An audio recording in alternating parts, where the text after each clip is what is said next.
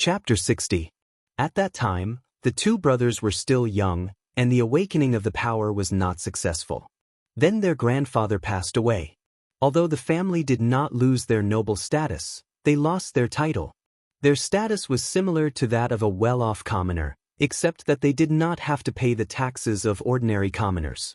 In theory, the two brothers could practice magic, but after losing their title, no priest in the shrine would continue to teach them. If they had awakened their power, they could continue to practice magic. It was not illegal, but it would be difficult for them to achieve higher achievements, not to mention that the awakening ceremony did not succeed. Cain whispered in Abel's ear, "My brother, don't forget that our names have been registered in the ritual records of the shrine. If we learn magic, it will be completely legal. If we have the opportunity to become advanced mages, we can completely restore the title of our ancestors. Our family status will also be more glorious than before. We don't have to work as farmers and shepherds anymore. Now, there is a rare opportunity in front of us. We can ask Ammon to awaken our power and teach us magic." Abel had nothing to ask from Ammon, but Cain's persuasion finally moved his brother. For ordinary people, mastering the magical power was as fascinating as crazy old trying to unlock the secrets of the gods. Whether it was Medanzo, who was not qualified to learn magic, or Link, the chief of the savage tribe in the mountains, they all asked Ammon to learn magic when they saw the opportunity, not to mention Abel and Cain, who were qualified to learn magic but had no place to learn it. The two brothers discussed until midnight and decided to go to Ammon early the next morning and present their respective gifts. Ammon heard what they said in the field and decided to agree to the two brothers' request. The two brothers were qualified to learn magic, so doing this would not bring them any trouble. It should be the best repayment. The next morning, Ammon left the farmhouse and went for a walk in the pasture. He deliberately went to a place far away from people's eyes and ears. As he expected, the two brothers followed him with their gifts. They knelt in front of Ammon and said, "Dear Lord, please accept our most sincere offerings. Although this gift isn't precious, it's something that we've worked hard for, and it represents our true hearts." Cain offered a bunch of golden ears of grain. He was a farmer, and sometimes he worked in the fields himself, so it could be said that the grain was planted by him. Abel slaughtered the first lamb born in his flock this year, marinated the mutton into jerky, and boiled the fat into mature oil for Ammon. Ammon looked at them and smiled. He tapped the branch staff in his hand and said, "Your hospitality is already the best gift. Since I promised to agree to your request, I will naturally keep my word. I know why you're here. You want me to hold a power awakening ceremony for you and teach you divine arts. That's totally fine." Cain exclaimed, "You can see our hearts before we even open our mouths. Are you an emissary of God? No, in my mind, you're the symbol of the God who gives us power." He was afraid that Ammon would be afraid of his identity as a sorcerer, so he deliberately said such words. In fact, Ammon had heard the same words from Link and Medanzo, but Cain's tone was not so honest. Abel also prostrated and said, "Thank you, dear Lord. I will always remember you in my heart. It's you who gave us life and gave us magical power." Ammon waved his hand and said, "Don't be so quick to thank me. I promised to hold a power awakening ceremony for you, but it's up to you whether you can succeed or not. Not everyone can pass the test to learn divine arts. Get up first. Tonight at the foot of the hill behind the farm, I'll prepare for the ceremony, but first you have to promise me 2 conditions." The two brothers said together, "What conditions do you have, Lord? Please tell us." Ammon thought for a moment and said, "First, you can only practice according to the way I teach you. Don't go on any other path. You must have a firm belief and see it as the only source of power. Second, you can't draw my face or make a statue of me, or show my face and name to others." The reason why Ammon put forward the first condition was very simple. He wanted to awaken the power of 2 sides for the two brothers. He would only teach them the path of practice that he had confirmed himself. He had also said the same thing to Link. As for the second condition, it was easy to understand. Ammon was a sorcerer, and his deeds on the ferry had been publicized by the city of Uruk. Naturally, he didn't want anyone to know his face and name. The two brothers immediately nodded and agreed. Although Ammon's first condition was special, They had nowhere else to learn, so there was no need to consider other options. On the way back, Amon took the gifts and said, "Thank you. I just happen to need these things on the road, so I'll accept them." He returned the ears of wheat to Cain because he really didn't need them on the road. That night, the moonlight illuminated the treetops in the forest. Abel and Cain came to the forest clearing at the foot of the hill. Amon was already waiting there, with his branch-shaped magic staff in front of him. Amon had always been a man of few words. When he saw the two brothers coming, he waved his hand and said, "The awakening ceremony of the power will begin now. My staff is its source. This is the first ceremony. Don't think about what kind of power you will awaken. It is both the power given by the gods and the power sleeping in the blood. When the power is awakened, it will also awaken the desire. This desire comes from both the body and the soul. It is one side of the same. You must learn how to face it and not be controlled by it." Awakening the power through the ceremony is only the first step. In fact, this test is not a temporary one. It will run through your whole life, even until you live forever. Pray to my staff. Please examine your body and mind. The one who gave you the power is not any known God. This kind of prayer may be difficult, but I hope you can find that state of focus and devotion. Amon now had a new understanding of the various tests in the practice of divine arts. Whether it was the awakening of desire, or the firmness of faith, or the temptation of the devil, they all had two meanings. The first meaning meant that when practicing the basic meditation of divine arts, one would not be controlled by it and could continue to practice more advanced divine arts. The second meaning was more complicated. It did not mean that the test would disappear after passing the form. It would run through everyone's faith from beginning to end. Just like the temptation of the devil would always exist, and desire would always accompany people's body and mind. Amon stayed in the farm for another 7 days. With the help of the magic staff, the two brothers' bodies and minds showed signs of budding power. Amon also completely recovered.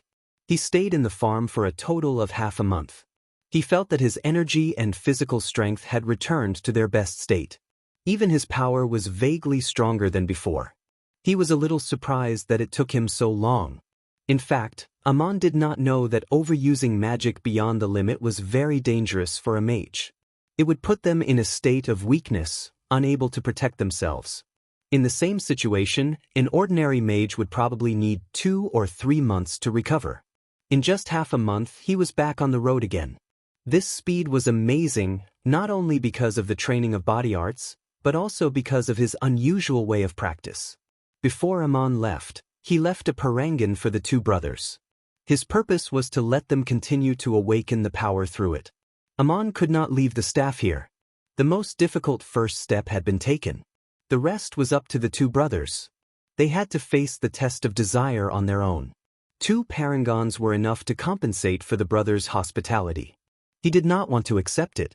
Although he was not rich, he still had the parangons collected by his ancestors.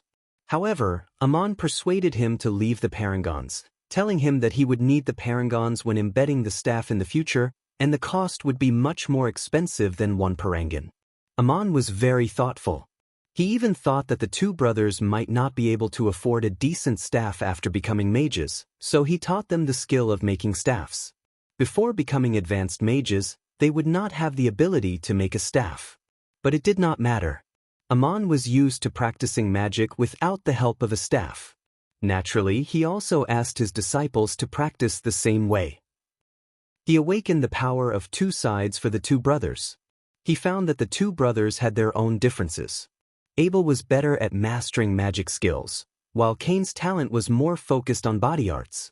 The situation of the two brothers reminded Amon of Bayer's commentary on the practice of the power of 2 sides. Everyone may focus on their own abilities, but this does not affect the practice of the power of 2 sides. If you want to use any ability to the extreme, you may not be able to do it even if you spend a lifetime. This path itself is so difficult, so it is reasonable to first reach the most basic requirements and then focus on the next. Amon left the two brothers with different methods of practicing the power of 1 to 6 levels. The main reason he did this was to confirm Bayer's speculation. Amon's situation was somewhat different from Bayer's. Crazy Ol wanted him to become an encyclopedic master of magic and explore the path that Bear had not finished. So he wanted to try all kinds of possibilities. Therefore, Bear's commentary could only be confirmed in the case of the two brothers. Amon, whose mission was to unravel the secrets of the gods, could not focus too much on one path. The two brothers sent Amon far away until he was out of the jurisdiction of Uruk and on the official road to Babylon City. Although Amon was a sorcerer, he did not encourage the two of them to offend or blaspheme any of the gods. He only awakened their power and taught them all the training content before becoming a supreme mage. This was something that could not be learned in any shrine at once. The gratitude in the hearts of Abel and Cain could be imagined. When they said goodbye, they said to Amon, "You are our eternal benefactor. You shine with the light of the gods." Amon drove the carriage on. No one in the vast kingdom knew who he was, so Amon did not encounter any trouble along the way. He passed through Laga, Nippur, Kish, and other cities. It took him more than 3 months to reach the capital of Babylon City. At this time, Amon was no longer the boy who had just walked out of the mountains. His temperament seemed to have matured a lot. After experiencing so many things, he began to gradually understand this strange and vast world. Traveling in the continent was indeed a fortune. He understood what the so-called devil's temptation was. He could advance by passing the test when practicing magic, but the test was still there. He was also trying to understand and verify what he said to the two brothers. Amon was not stupid. The experience along the way had taught him many things. He always paid attention to the thoughts and desires of the people around him. In his eyes, everything was so novel. There was always something new under the sun. If one could not see it, it could only mean that one was not attentive enough to experience it. Amon walked slowly because he was waiting. Schrödinger had said that it would come back for him, but the cat never showed up.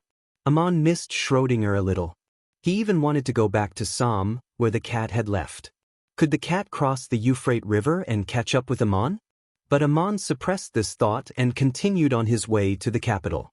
He would think about it when he saw Madanzo. He would go back sooner or later anyway. He wanted to see Madanzo for no other reason than that he didn't know anyone on the continent when he had just walked out of the mountains. So he decided to make Babylon City his first stop. At the same time, he wanted to see how Madanzo was doing with the power of two sides. Amon had received the message from Bear that there were many things that Madanzo had not taught him after he left. If Madanzo had reached a bottleneck and didn't know how to continue, then Amon's trip would be a good guide for him. There was another reason why Amon wanted to see Madanzo. After all, Madanzo was an advanced warrior who grew up in the capital. He had learned many fighting techniques that Amon was not familiar with. These were things that Amon needed to learn. The closer he got to Babylon City, Amon couldn't help but think of Numna. Would he meet her again in the capital? She must be with her fiancé, Gilgamesh. It was said that Gilgamesh would go to the capital soon. Would Princess Sisela go with him? If she came to see Amon again as Numna, how would he meet her? But the possibility was very small. How would Numna know where to find him? Better not to think about it. When he arrived at the outskirts of Babylon City, Amon encountered his first obstacle since he traveled the continent. After all, Babylon City was the capital of the kingdom. Although it was peaceful, it was still heavily guarded. The guards at the gate were all warriors. Even the captains of the squads were at least advanced warriors. Each gate was guarded by 3 mages, one of whom was at least an advanced mage. They didn't show their faces in the watchtowers, but they could detect any suspicious people with magic at any time. Amon had thought of sneaking over the city wall at night, but he discovered a faint fluctuation of magic power on the wall. It turned out that a magic formation had been laid around the entire city. Only the capital could have such a grand formation. Goliath had also temporarily laid such a formation in Saya. Among the known cities on the heavens pivot, there were only 5 that had permanent magic formations: Thebes, the capital of Igut; Montefiore, the capital of Hittite; Nineveh, the capital of Assyria; and the capital of Babylon City. The magic formation here was much more complete than the one Goliath had temporarily laid. When fully activated, it could be used for both offense and defense. It could protect the city like an impregnable fortress. However, it was usually not fully activated. It only had the function of detection. If one wanted to detect any abnormalities in and out of the entire city, it would cost several parangons every day and a supreme mage would be in charge of it. Only the capital had the power to send enough supreme mages to take turns to carry out this task. It was impossible for Amon to sneak past the detection of the magic formation without alerting anyone. He could only enter the city during the day. He had a document issued by the Cape States of the Empire of Igut. As long as he filled in his name, he could prove that he was a citizen of the Empire of Igut. However, this was the Kingdom of Babylon. Amon didn't have any immigration documents. Carrying such a document would only cause him more trouble. Citizens of the kingdom didn't have to show their documents, but they had to be interrogated by the guards at the gate. Amon didn't want to have anything wrong with the things he was carrying with him. At least, the bone couldn't be picked up by ordinary people. If it was found, it would definitely attract special attention. Amon didn't expect that he would have to rely on Gilgamesh's help to enter the city. He heard that Gilgamesh would arrive in 3 days with gifts for Marduk and Princess Sisera, and there would be a grand celebration. The king ordered the people to go out of the city to welcome Gilgamesh and hold a grand parade in the city. Amon could blend in with the parade and enter the city without being questioned by the guards. Would he see Numna sitting in Gilgamesh's luxurious carriage and entering the palace with the hero amidst the cheers of the people? Amon thought to himself. However, 3 days later, Amon didn't see Numna. Gilgamesh's carriage was still the same, without a shed and a large umbrella. Gilgamesh himself had changed into a dignified and luxurious robe, with an exquisite warrior's long sword. He stood under the umbrella, accepting the cheers of the people, smiling, nodding, and waving from time to time. Gilgamesh's carriage was the second to enter the city. The first carriage did not have a shed either. There were 2 altar-like decorations placed on top of the carriage, on which were Enkidu's spoils of war, the snake tendons and fangs extracted from Humbaba's body. These were the bones of the legendary gods, so Gilgamesh exposed them to the sun, so that the people in the city could see them clearly. Amon also saw that the snake tendons were much bigger than the one he got from the river. Each tendon was as thick as a thumb and more than a foot wide when coiled together.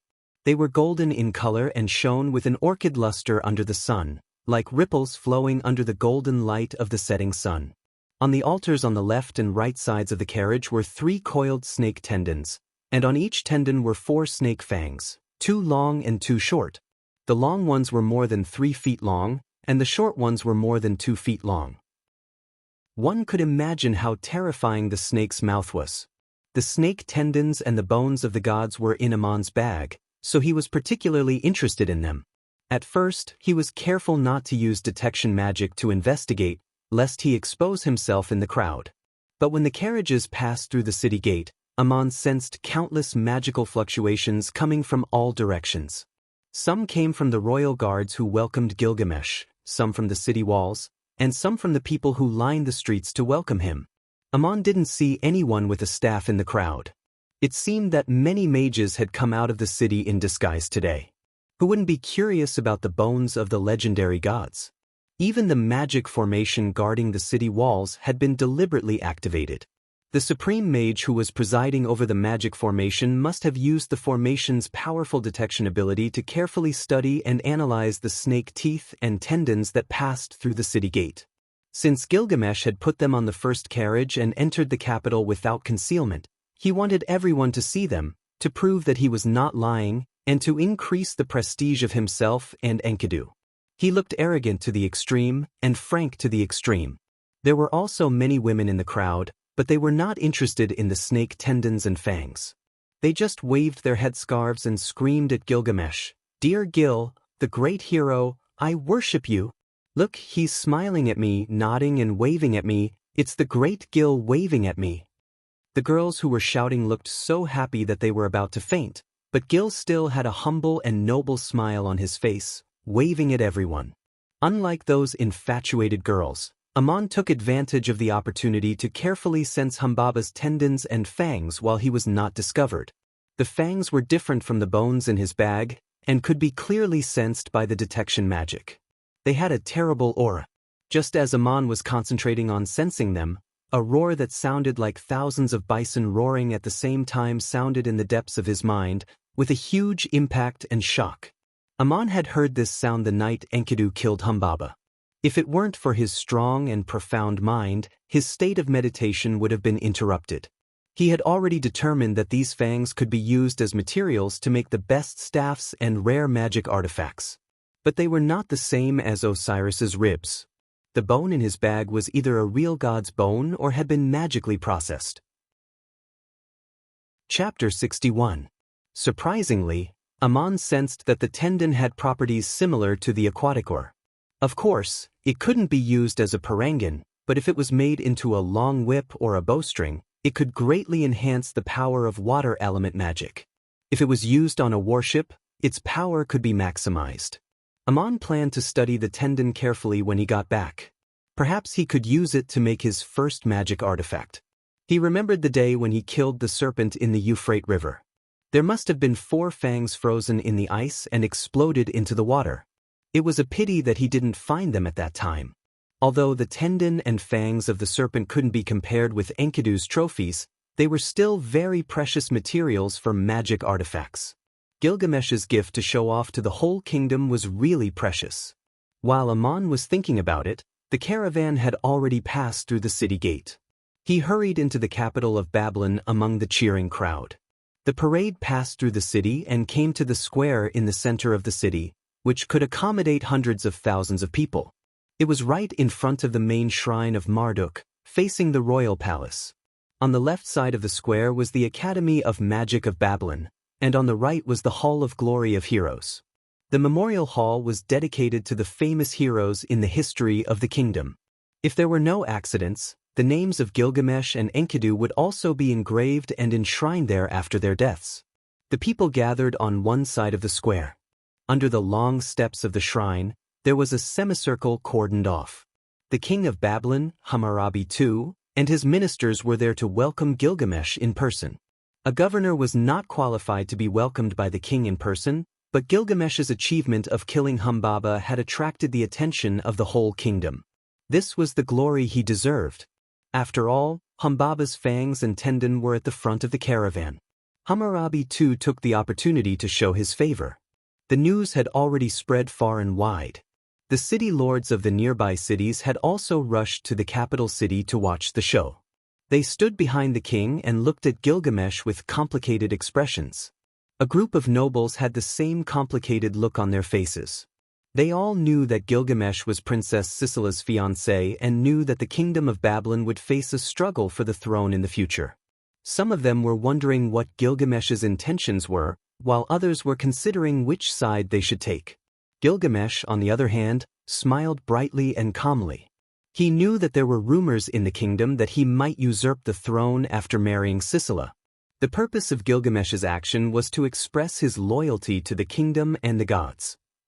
After killing Humbaba, he offered the snake's tendon and fangs to the shrine of Marduk, which was a clear declaration to the gods that Humbaba had violated the agreement between Marduk and Enlil, and that if Enlil had anything to say, he should go to Marduk. On the other hand, it was also a warning. He wasn't even afraid of the guardian of the Euphrates River, let alone any slander or threat. He swaggered into the capital city and received the cheers of the people and the welcome of the king. He didn't care about the rumors in the kingdom at all. The hero of the city was extremely arrogant. Enkidu, the greatest warrior in the continent, didn't accompany him to the city. He only brought a simple ceremonial guard and didn't ask the army to escort him, which made many people feel relieved. Aman was watching the show in the crowd. He didn't care about Enkidu. He thought that Yunamna would enter the city with Gilgamesh, but he didn't see Yunamna in the welcoming procession in front of the shrine. When Gilgamesh entered the shrine accompanied by the king and the high priest, and the atmosphere in the square reached its climax, Aman quietly left to find Madanzo. Today, the streets of Babylon City were almost empty. Aman walked through the streets and alleys, asking the listless shopkeepers for directions. Finally, he arrived at Madanzo's house. It was a century-old house, which had been renovated in recent years. It looked beautiful and spacious. A long time ago, This block should have been the residence of the nobles. But after the old King Hammurabi, I expanded the city and built a more magnificent shrine. Most of the lords and dukes now lived in the south of the city. The east of the city was basically the new residence of the rich and common people. There were many shops and inns nearby. Usually, this area should be bustling and noisy, but today it was quiet. Although Madanzo's family had declined and he had lost his noble status, he still lived in his ancestral house. He hired gatekeepers, coachmen, servants, and maidservants. It must have cost a lot to maintain such an ostentatious lifestyle.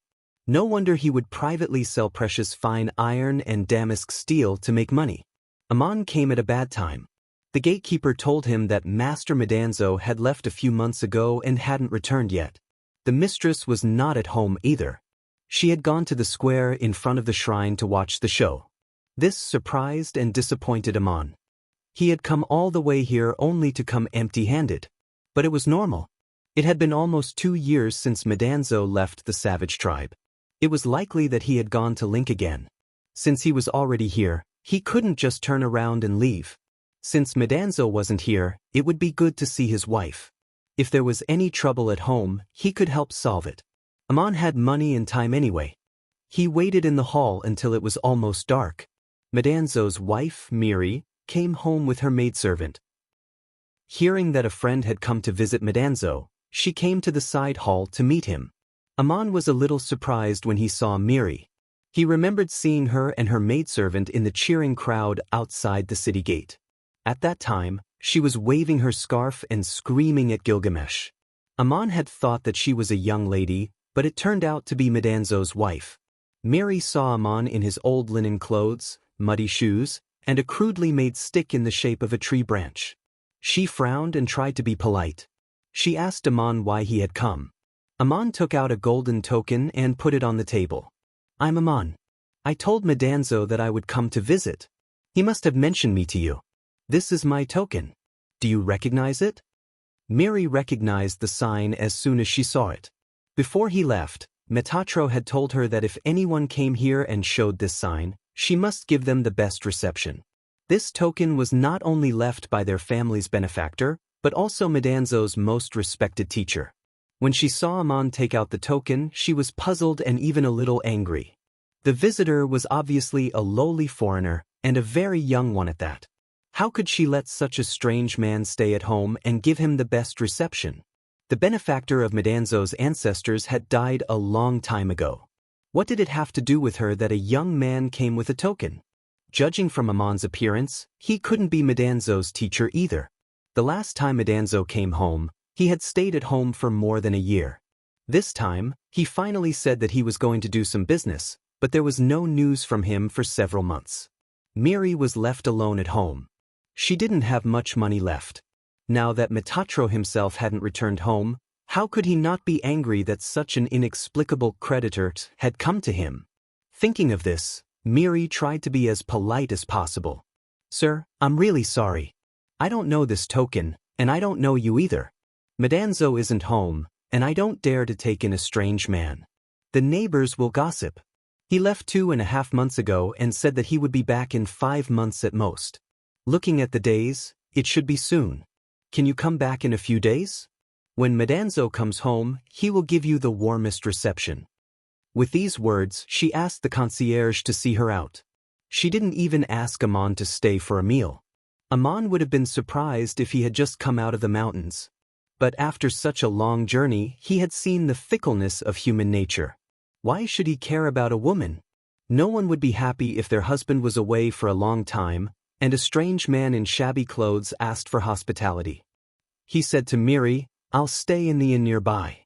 I'll come back when Madanzo comes home." When he went out, he looked at the pair of worn-out cloth shoes on his feet and saw that they were stained with mud. Aman smiled bitterly. Miri refused to let Aman in. She didn't treat him with the best hospitality as her husband had told her to. She sent her maid, Fasa, to follow Aman and see where he would stay. She was also planning what to say to her husband. Aman, of course, knew that Miria's maid was following him. He couldn't help but find it funny. He went to the inn nearby and asked for the best room with the entrance hall. It cost 2 silver coins a day. Miri was surprised by the maid's reply. Aman didn't do this for pleasure or to show off. He had been to many cities, and he knew that the better the place he stayed, the less trouble he would have to face. If he stayed in the cheapest inn, where many people slept on straw mattresses, even if a neighbor lost something, the first place he would be interrogated would be in that kind of place. On the other hand, he needed to meditate and practice magic every night, so he needed a quiet and undisturbed environment. He couldn't find any secluded places in the capital of Babylon, so he had to find the most expensive room in the inn. Even the waiter wouldn't disturb him without notifying him, which saved him a lot of trouble. The next day, Aman walked out of the inn and went to a nearby clothing store to buy some clothes. After a long journey, his linen clothes were worn out, and the 2 new ones he bought in some were also old. Moreover, the weather was getting colder.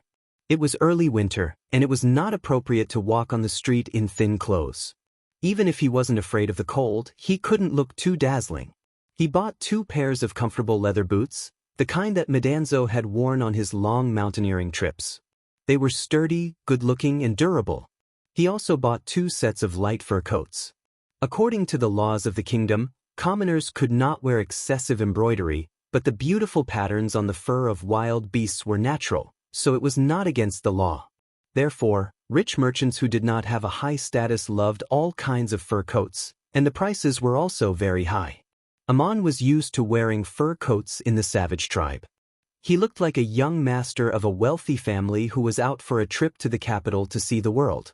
As soon as Aman put on the new clothes, Miria's maid, Fasa, came to pick up the winter clothes that Madame had ordered a month ago. The shopkeeper said unhappily, "These 2 sets of fur coats cost 30 silver coins, but you don't want to pay for them. My business needs capital, and I can't afford to owe you." Fasa hurried to explain, "My master will be back in a few days, and he will pay you back with interest. Please let me take the clothes first, or Madame will scold me." The shopkeeper's face darkened. "What does it have to do with me if your master scolds you? Since your master will be back in a few days, you can come back in a few days.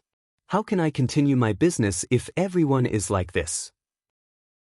Seeing this, Aman thought that it was not easy for Medanzo to earn money, and his wife was very generous. These 2 sets of clothes were even more expensive than the ones he had just bought. However, he couldn't let Medanzo's wife not get the new winter clothes. He took out 2 gold coins and handed them to Fasa. "Aren't you Medanzo's maid? I will pay for him, and when Medanzo comes back, he will come to visit me. He knows who I am, and you know where I live." As soon as Aman returned to the inn, someone came to visit him. It was Medanzo's wife. She was waiting outside with all the servants. Although it was a short distance, the carriage was ready. Miri bowed to Aman as soon as she saw him. "Dear guest, you are my master's teacher, and I have neglected you. Please forgive me. I can't read, so I didn't recognize the sign yesterday.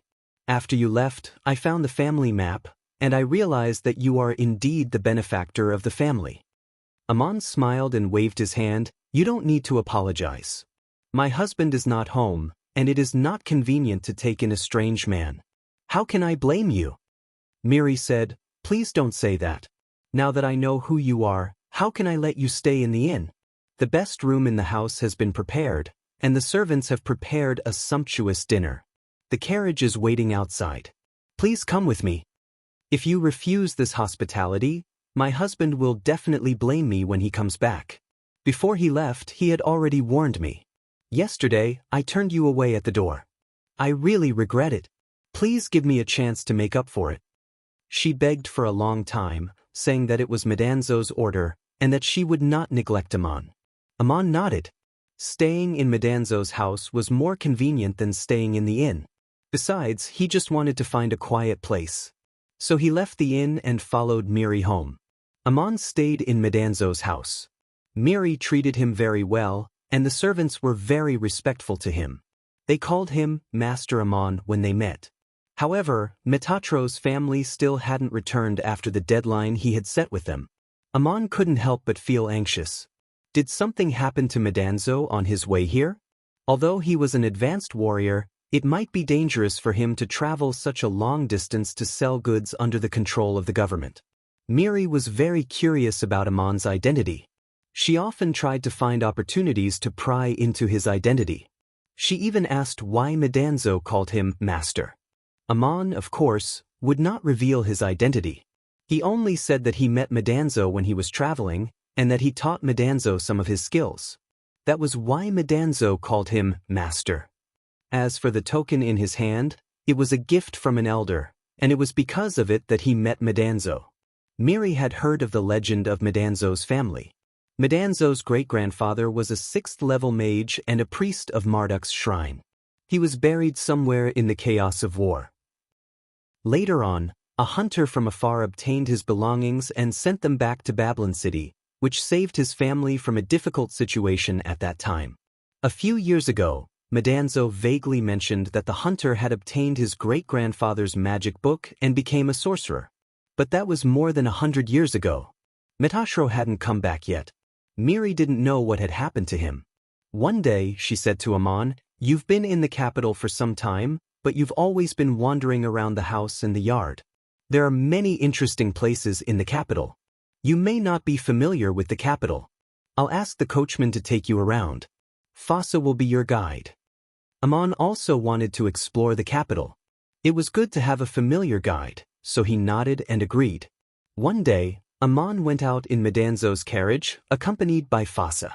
Before leaving, Miri told Fasa to take Amon to some interesting places and eat delicious food.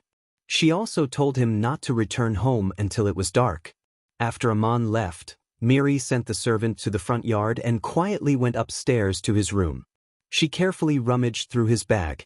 Amon was a cautious man. It was not convenient to take the heavy staff with him, so he left it beside his bed. But he took out the 4 special gems and put them in the bone. The bone was shaped like a rib.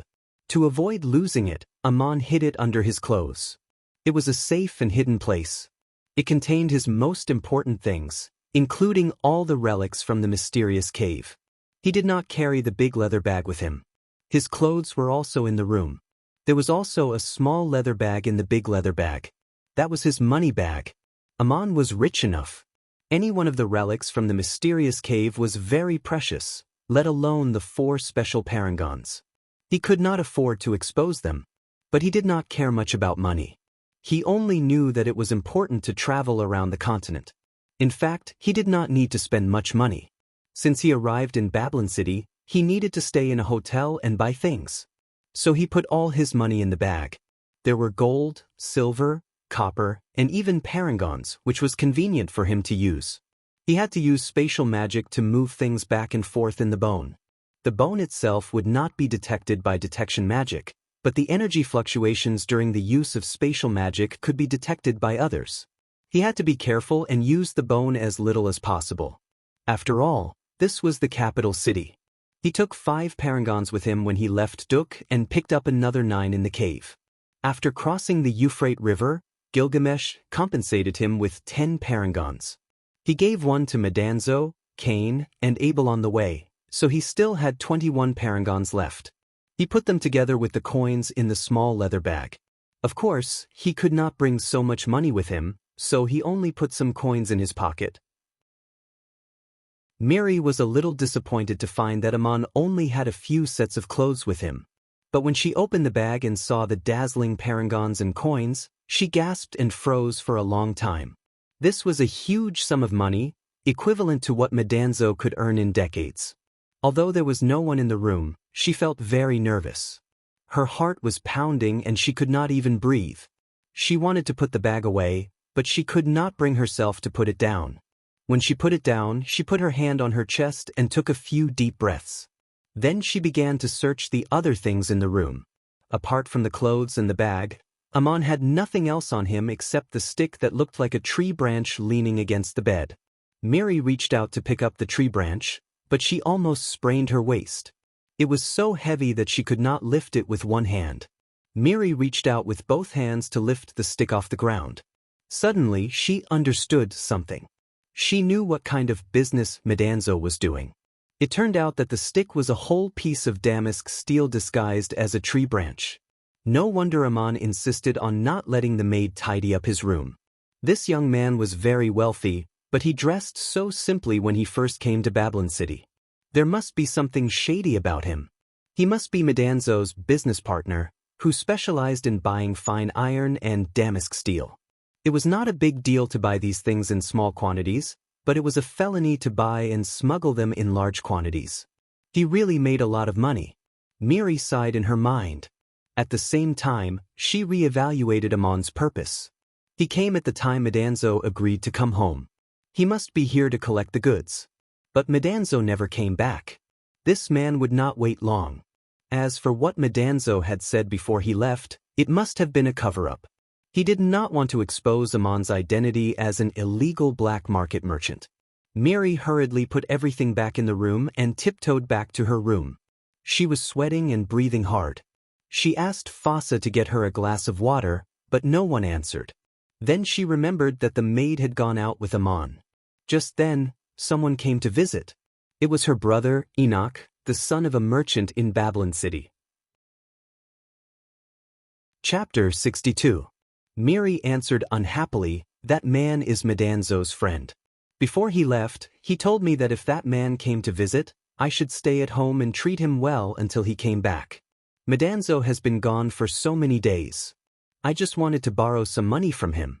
Why did you call so many days ago?" Enoch said, "Business hasn't been good lately. I just bought a lot of goods and I'm a bit short of money. I just got some money so I sent it to you." Miri said, "How can business be bad if you bought a lot of goods? I've always paid you back when I borrowed money from you. Didn't Madanzo pay you back as soon as he came home?" Enoch said embarrassedly, "Sister, I heard that Madanzo has been gone for a long time this time. He hasn't come back even after the agreed time. This has never happened before. He hasn't been out for more than a year. I know that his business isn't very safe. I'm afraid the situation has changed this time. Don't tell me something happened to him and he can't come back? You're married now. It's not a good idea to borrow money from your family all the time. If something really happens, I advise you to think about yourself." Miria's face changed. The more she thought about it, the more uneasy she became. She said with a straight face, "I just wanted to borrow money from you. Why do you have so much to say?" Enoch said, "Sister, I'm just thinking about you. You used to be the most beautiful girl on the street, but you married Madanzo, the son of a poor family. Their last shop was used as a betrothal gift. Now all they have left is this old house. If Madanzo can't come back, are you going to sell the house or rent it out? I've heard what the neighbors are saying. You're still young and beautiful, but you're living with the unreliable Madanzo. Don't you think about your own future? What's wrong with that man? You asked me for money but you let him stay at home. Is he Madanzo's friend or a creditor? Or is he someone to you?" The more they talked about, the more Miri felt like she had lost her backbone. No one knew what she was thinking, but she whispered into her brother's ear, "That young man named Amon is very rich, but he doesn't want to expose himself on the road. When he came, he was wearing thin old clothes, and his shoes were broken and covered in mud. Later on, he stayed in the best room in the inn and went to the tailor's shop to buy expensive fur coats. When my maid went to fetch the coat, he even paid 2 gold coins for it." Enoch was shocked. "When did Madanzo make such a generous friend? Do you know who he is? Since you're so rich, why are you wearing shabby clothes on the way here? Is there some secret you don't want others to find out?" Miri finally told her brother what she had found today. There were a lot of parangons and gold coins in the money bag that Amon had left in the room, enough to buy a house bigger and better than the ancestral homes of the nobles in the king's city. Enoch's expression changed. "Take me to him? Oh my God, is he a fugitive? If something happens to Madanzo and you take in a criminal in your house, you'll be in big trouble." The siblings went upstairs and looked through Amon's things again. Enoch saw the money and the damask steel cane disguised as a tree branch.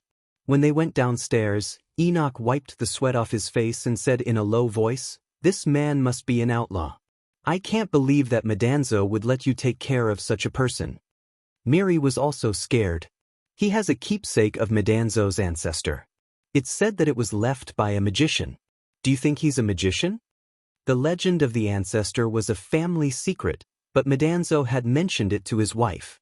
Miri would naturally keep the family secret, but she couldn't help telling Enoch about it today. The two talked for the whole afternoon and confirmed a few things. First, Aman was an illegal black market merchant. He was very rich and carried a lot of money with him. Second, Aman came to the king's city alone. No one knew who he was, why he came, or when he would leave. At the same time, they suspected that something had happened to Madanzo and that Aman might be a magician. The more Miri thought about it, the more scared she became. Enoch whispered something in her ear. She was so scared that her face turned pale. She waved her hands and said, "I wouldn't dare. I'm just a woman. How could I do such a thing?" Enoch encouraged her, "My dear sister, don't be afraid. Just do as I say. I'll take care of the rest." As long as he could find a chance to trick him to a remote place in the suburbs, no one would know where he went anyway. Metatro is definitely not coming back. What kind of life do you want to continue? Miri stammered, what if Madanzo comes back and asks about it? Enoch shrugged, that's easy. Just say that Aman thought that Madanzo would never come back, so he seduced the maid and molested you. He has been driven away. You're such a beautiful and charming woman, and he's a young, single man with a lot of money. It's normal for something like this to happen. Bribe Fossa first. She and I will testify for you. Besides, if we succeed, do you still need to live with Madanzo? Miri lowered her head and said uneasily, if Aman is really a magician and the plan fails. Enoch clenched the corner of the table, blue veins throbbing on his forehead. He gritted his teeth and said, fails? Does he dare to expose himself? Once he does, he will run away from the king's city. Don't forget that I'm also a warrior. How old is he? Even if he is a magician, how powerful can he be? If a mage is ambushed by a warrior, he won't be able to escape. Miri exclaimed and covered her eyes with her hands, don't mention assassination in front of me. Don't make it sound so scary. But what if he finds out that you have a weapon with you? What if he gets suspicious? Enoch squinted his eyes. How can I go on a picnic without a knife? I'm a warrior, so it's normal for me to carry a weapon with me. How can he be suspicious of us when we treat him so warmly? If he was wary of you, he wouldn't have stayed at home for so long. Before that, I suggest you ask Fossa to get close to him. It's best if she can seduce him into bed and find out more about him. That way, we'll be more confident. Some people say that there are always new things under the sun. It's up to your eyes to see them. Others say that there is nothing new under the sun. It's always possible to see a familiar shadow. Aman had only gone out for a day. He didn't expect that Miri and Enoch had already planned to murder him for his money. He had a similar experience in Som, but this time, the location and the people were different, and it happened in a different form. He went to many places in the capital and saw many things that he had never seen before. He bought gifts for his maid Fossa and the coachman.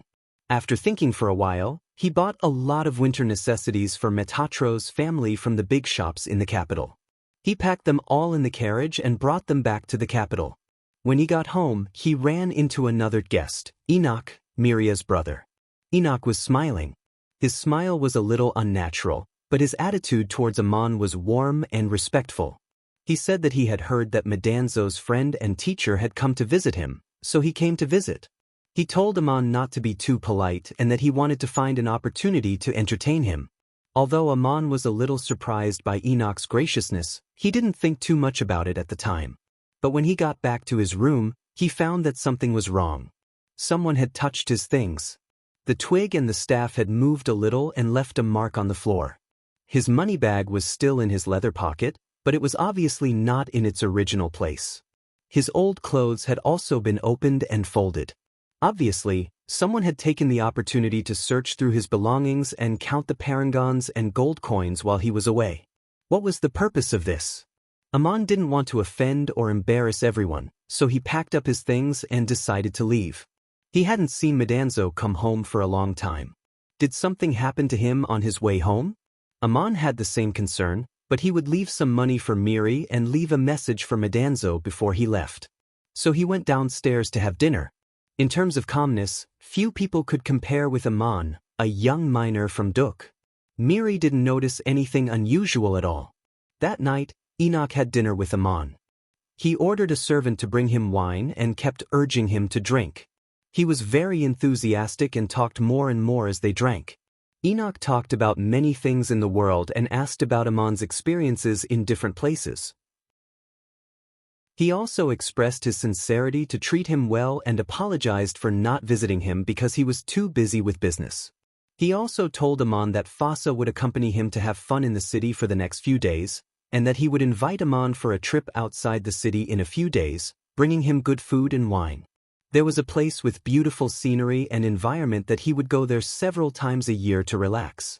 Amon took the opportunity to say, "I'm sorry to disturb you for so long. It's time for me to go. If Madanzo comes back, tell him that I've been here and he wants to learn some skills, he can go to Link. He'll understand. If you have any difficulties or needs, I will help you solve them as a token of appreciation for your hospitality." Hearing that Amon was leaving, Enoch winked at Miri. Miri grabbed Amon's arm and tried to persuade him to stay for a few more days. Maybe Madanzo would come back soon. Since he had already waited for so many days, why should he wait for a few more days? She then asked if she had done anything wrong that dissatisfied him. If so, Metatro would definitely scold her when he came back. She looked like she was about to cry at the end of the conversation. There were many things in the world that were hard to explain. If Amon had left that night, perhaps none of this would have happened. However, Amon stayed despite the pleading because Enoch had a suggestion. In 2 days, Gilgamesh, the king of Uruk, would leave the king's city and return to his own city. There would be a grand farewell ceremony. The king had ordered the citizens to celebrate and there would be no curfew that night. The city would be very lively. It was not easy to attend such a grand event. Enoch could leave the city with the revelers and have a picnic. He could also see Amon off. Thinking that he might be interrogated at the city gate before he left, Amon agreed to leave in 2 days. As for the picnic, it would be his farewell. He would leave some parangons for Miri. This woman had looked into his purse, but perhaps without malice, perhaps only curiosity. He was grateful for her hospitality, and if anything were to happen to Metatro, he should take care of his family. After dinner, Amon went to bed. Not long after he returned to his room, there was no sound. He must have fallen asleep. He must be tired after playing all day. Miri quietly called Fasa to her room. She closed the door and whispered, "Fasa, it was because your family owed money, so you became my servant. Do you want me to return the contract to you? And Enoch said today that he likes you very much. He wants to marry you and make you his favorite concubine. My family is much more comfortable than here." Fasa was overjoyed. "Merciful mistress, of course I want to. Is what you said true?" Miri nodded. "Of course it's true. But it depends on what you do." She bent down and whispered in Fasa's ear for a long time. Fasa's face turned red and white. Sometimes she frowned, sometimes she gritted her teeth. Finally, she nodded. Miri patted her on the shoulder. "Remember, do as I say. Seduce Amon. Make him fall in love with you. Try to find out more about his wealth and trust you completely. You don't have to do any chores at home these days. Just play with Amon in the capital." She thought that her words would not enter the ears of others, but Amon heard it clearly. It wasn't Miria's fault for being careless. In fact, no mage would use detection magic for no reason. Amon didn't want to waste his or her magic power on something that didn't make sense. All this time, Amon had never used detection magic to spy on Miri. It would be impolite to do so. But since something like this had happened today, he was more vigilant and overheard such a shocking conversation. Miri told Fasa to seduce him and find out more about his wealth. She also told him to take him on an outing in 2 days to attract his attention. What was more frightening was that Miri told Fasa to tell a lie. If Madanzo came back in the future, Fasa would testify that Amon had seduced her and tried to molest Miri. He would be too ashamed to come back after being driven away. Obviously, Miri meant that he would never see Metatro again. Something else must have happened, and it wasn't this maid's doing. Did she want to kill him and make him disappear forever? Amon felt a chill, but he didn't want to take revenge on Miri. Let her and her servant daydream. Amon decided to leave Madanzo's mansion tonight without saying goodbye. Just as he was about to pack his things and leave, he saw someone outside the mansion. Amon was scanning the surroundings with detection magic and happened to notice it. Madanzo finally came home. He had gained a lot this time. Link's tribe was hit by a flood at the foot of the mountain. After the flood subsided, they collected a large amount of high-quality Damaserite sand from the pool where the King Ironback lived. What surprised him even more was that Amon had subdued the King Ironback and 4 other Ironbacks and made them the guardian beasts of the tribe. This was Amon's miracle. Although Madanzo didn't see Amon, he admired him even more. In order to wait for the tribesmen to smelt the sand into Damaserite and to pester Link to teach him magic that he had never learned before, Madanzo stayed in the tribe for a month longer than he had planned. Then he carried his heavy luggage and set off on his way home. This time, he brought only Damaserite sand, which was worth several parangons. He was very happy. Amon was so generous and generous. Before he left Link such a precious staff. Madanzo was so envious that he drooled. Link told him that Amon was traveling the continent and would probably come to Babylon City to find him. Madanzo was also eager to see Amon. Although he came home a little late this time, he told his wife that he would keep Amon and treat him well until he came back. There were many interesting places in the king's city and so many new things that couldn't be found in the mountains. Amon would definitely have a good time there. Madanzo entered the city just before it was dark and the city gate was about to close. He first found a black market merchant who bought Damaserite and sold his bag of goods for 2 parangons and a dozen gold coins.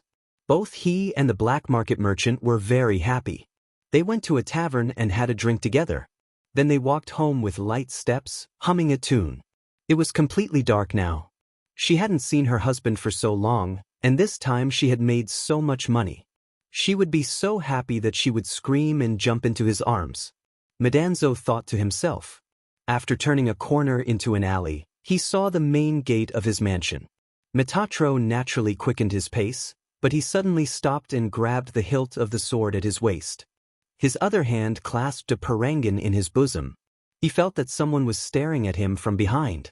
That person was standing in the shadow under the high wall. "Don't be afraid, Madanzo. It's me, too." A familiar voice suddenly sounded. Madanzo let go of the hilt and was overjoyed. He turned around and strode to the voice. "My God, why you here? You gave me a fright, but it's the biggest surprise. Did you just arrive? Coincidentally, I'm on my way home. Please follow me." Madanzo walked up to Amon and bowed to him. Then he took his arm and was about to lead him home. Amon grabbed his wrist. "No, don't worry. I've been living in your house for the past month. I just saw you coming back. To be honest, I've decided to leave quietly tonight." Madanzo was surprised again. "But could it be that someone has neglected you? Is there something wrong?" As he spoke, he noticed that Amon had used a simple and ingenious space concealment magic to block the sound of the surroundings. Their figures were also blurred in the shadow under the high wall. Amon could leave without saying goodbye to Miri, but he had to make it clear in front of Madanzo. He didn't owe Madanzo anything, and he didn't want Madanzo to be deceived after he left. Miri, Enoch, Fossa, and the others might say something. Amon decided to tell the truth.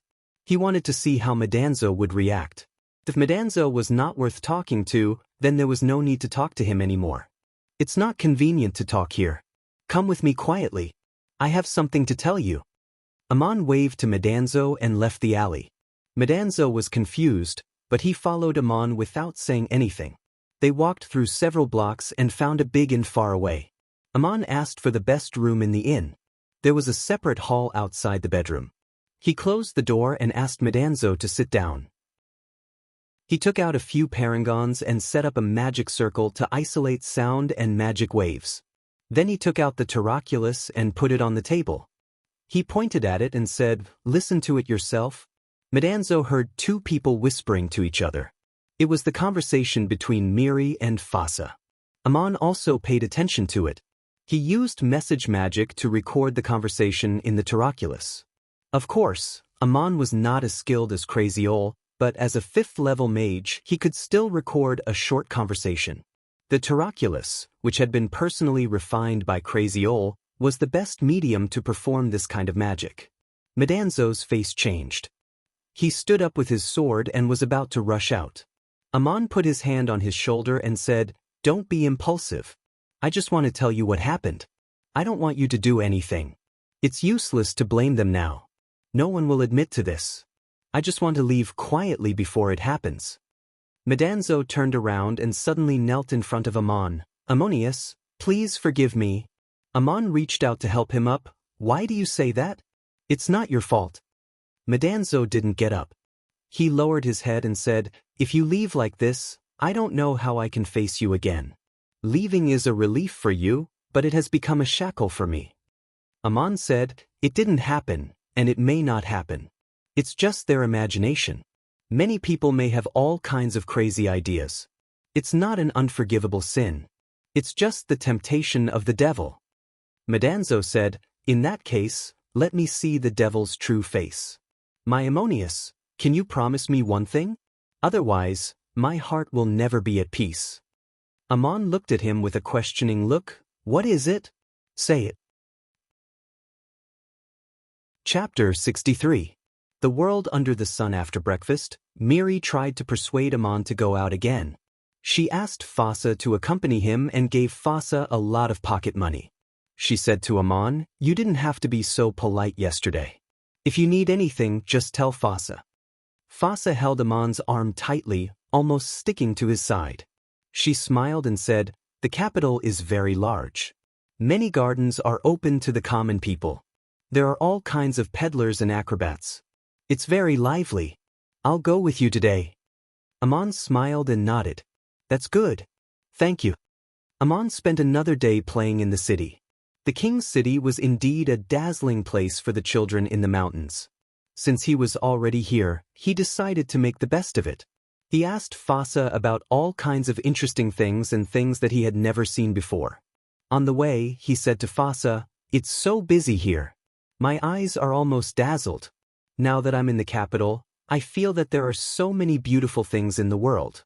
Here, everyone can see what they want. But under the gaze of the gods, you have to know what you are doing. He was walking through the square in front of Marduk's shrine with Fasa's arm when he said this. He wondered if Fasa understood.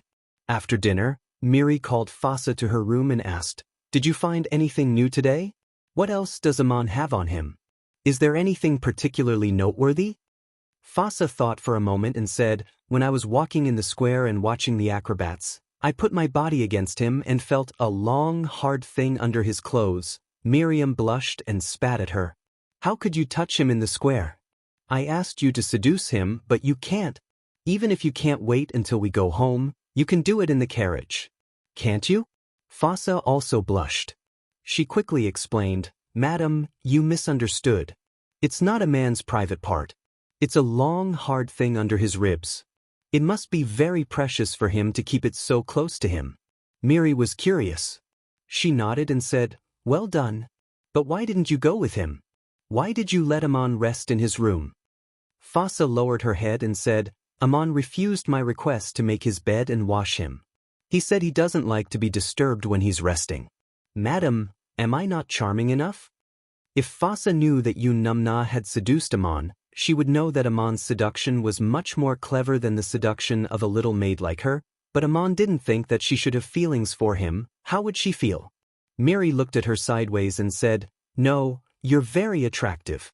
Maybe it's because you're Metatro's maid that he feels a little embarrassed. I'll talk to him tomorrow. Miri looked at Miri. The next day, Miri said to Amon in private, Fasa admires you very much. If you don't mind, you can let her serve you. You can ask for anything. Amon smiled politely and nodded, thank you. I understand. I'm happy enough that she can accompany me to the capital. How can I ask for more? When you look into your heart, you need to know what you are thinking, what you want, and what you deserve. Just like everything we do, we should take the consequences. Miri didn't know how much Fasa understood, but Amon didn't bring her to his room. On the third day, when Gilgamesh was about to leave the capital, a grand parade finally arrived. Gilgamesh stayed in Babylon City for a long time this time. Some people even speculated that he was taking the opportunity to marry Princess Sisela. But Princess Sisela didn't return to the capital, so the speculation was disproved. Gilgamesh sat under a splendid umbrella on the carriage and left amidst the cheers of the people in the city. The king sent the palace guards to escort Gilgamesh out of the city gate for 10 miles. This was a supreme honor, and only a hero like Gilgamesh was worthy of such an honor. The people who worshipped heroes escorted Gilgamesh even further. The procession stretched for 30 miles. Today, the king had ordered that there would be no curfew at the city gate, so everyone could party to their heart's content. Ammon also left the city in the Medanzo family's carriage. The driver was Enoch, Miria's brother. Ammon took everything with him and was about to go home. The carriage was loaded with wine and food. Fasa held Ammon's arm and snuggled up to him. She used the other hand to lift the curtain and introduce the scenery along the way. 10 miles out of the city, the carriage left the official road and turned into a wild road among the hills. It was a bit cold in the early winter, but the sun was shining brightly today, which was perfect for an outing. Wearing warm fur coats and enjoying delicious wine and grilled steak in a beautiful place, it was a rare leisure time for people living in a big city. Plants withered in the winter. The yellow color of the wilted mountains looked interesting in the bright sunshine. The sky was blue, and the wind was gentle. The carriage stopped by a lake surrounded by hills. The withered grass was softer than it was in the summer, and it was more comfortable to sit on. Enoch was dressed as a warrior and wore a short sword on his waist. He could use it for both self-defense and cutting meat during meals. The carriage stopped on a grassy area on the hillside facing the sun. It was a good place to enjoy the scenery of the lake and the mountains, and it was also a good place to hide from the wind. It was surrounded by forests on 3 sides and a lake on the other. There was no one around. Enoch unloaded the wine, meat, table, stove, and other things from the carriage. Ammon also helped. Miri put away the tableware, and Fasa went to fetch water from the lake with a jug. When everything was in place, Ammon looked at the blue lake and sighed, "The water is so clear, and the air is so fresh. It's as if the soul is purified under the sun." Enoch frowned, slightly dissatisfied. Fasa went to fetch water. Why is it taking so long? Did he run off to have fun again? Did he go to the forest to pick wild fruits to eat? How insensible of her to let the distinguished guest wait here. From the hillside to the nearest lake, they had to go down through a small forest. They couldn't see the place where Fasa fetched the water. She had been gone for a long time. No wonder Enoch was worried. Ammon said, "Maybe the jug is too heavy, or the hill is too steep. She didn't fall on the way. Prepare the tableware, I'll go and have a look." Ammon walked down the hill through the forest towards the lake.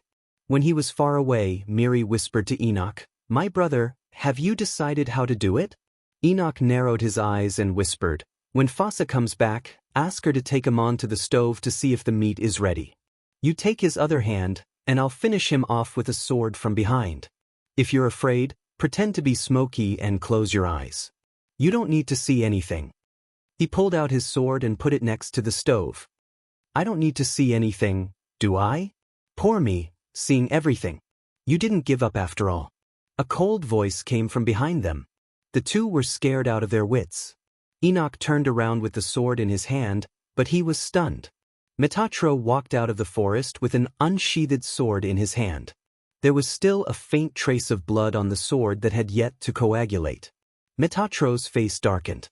He didn't walk fast, but he slowly approached. After a brief moment of surprise, Miriam felt Enoch pinching her in the back. She opened her arms and squeezed a smile on her face. "You're back at last, my dear husband. I've missed you so much.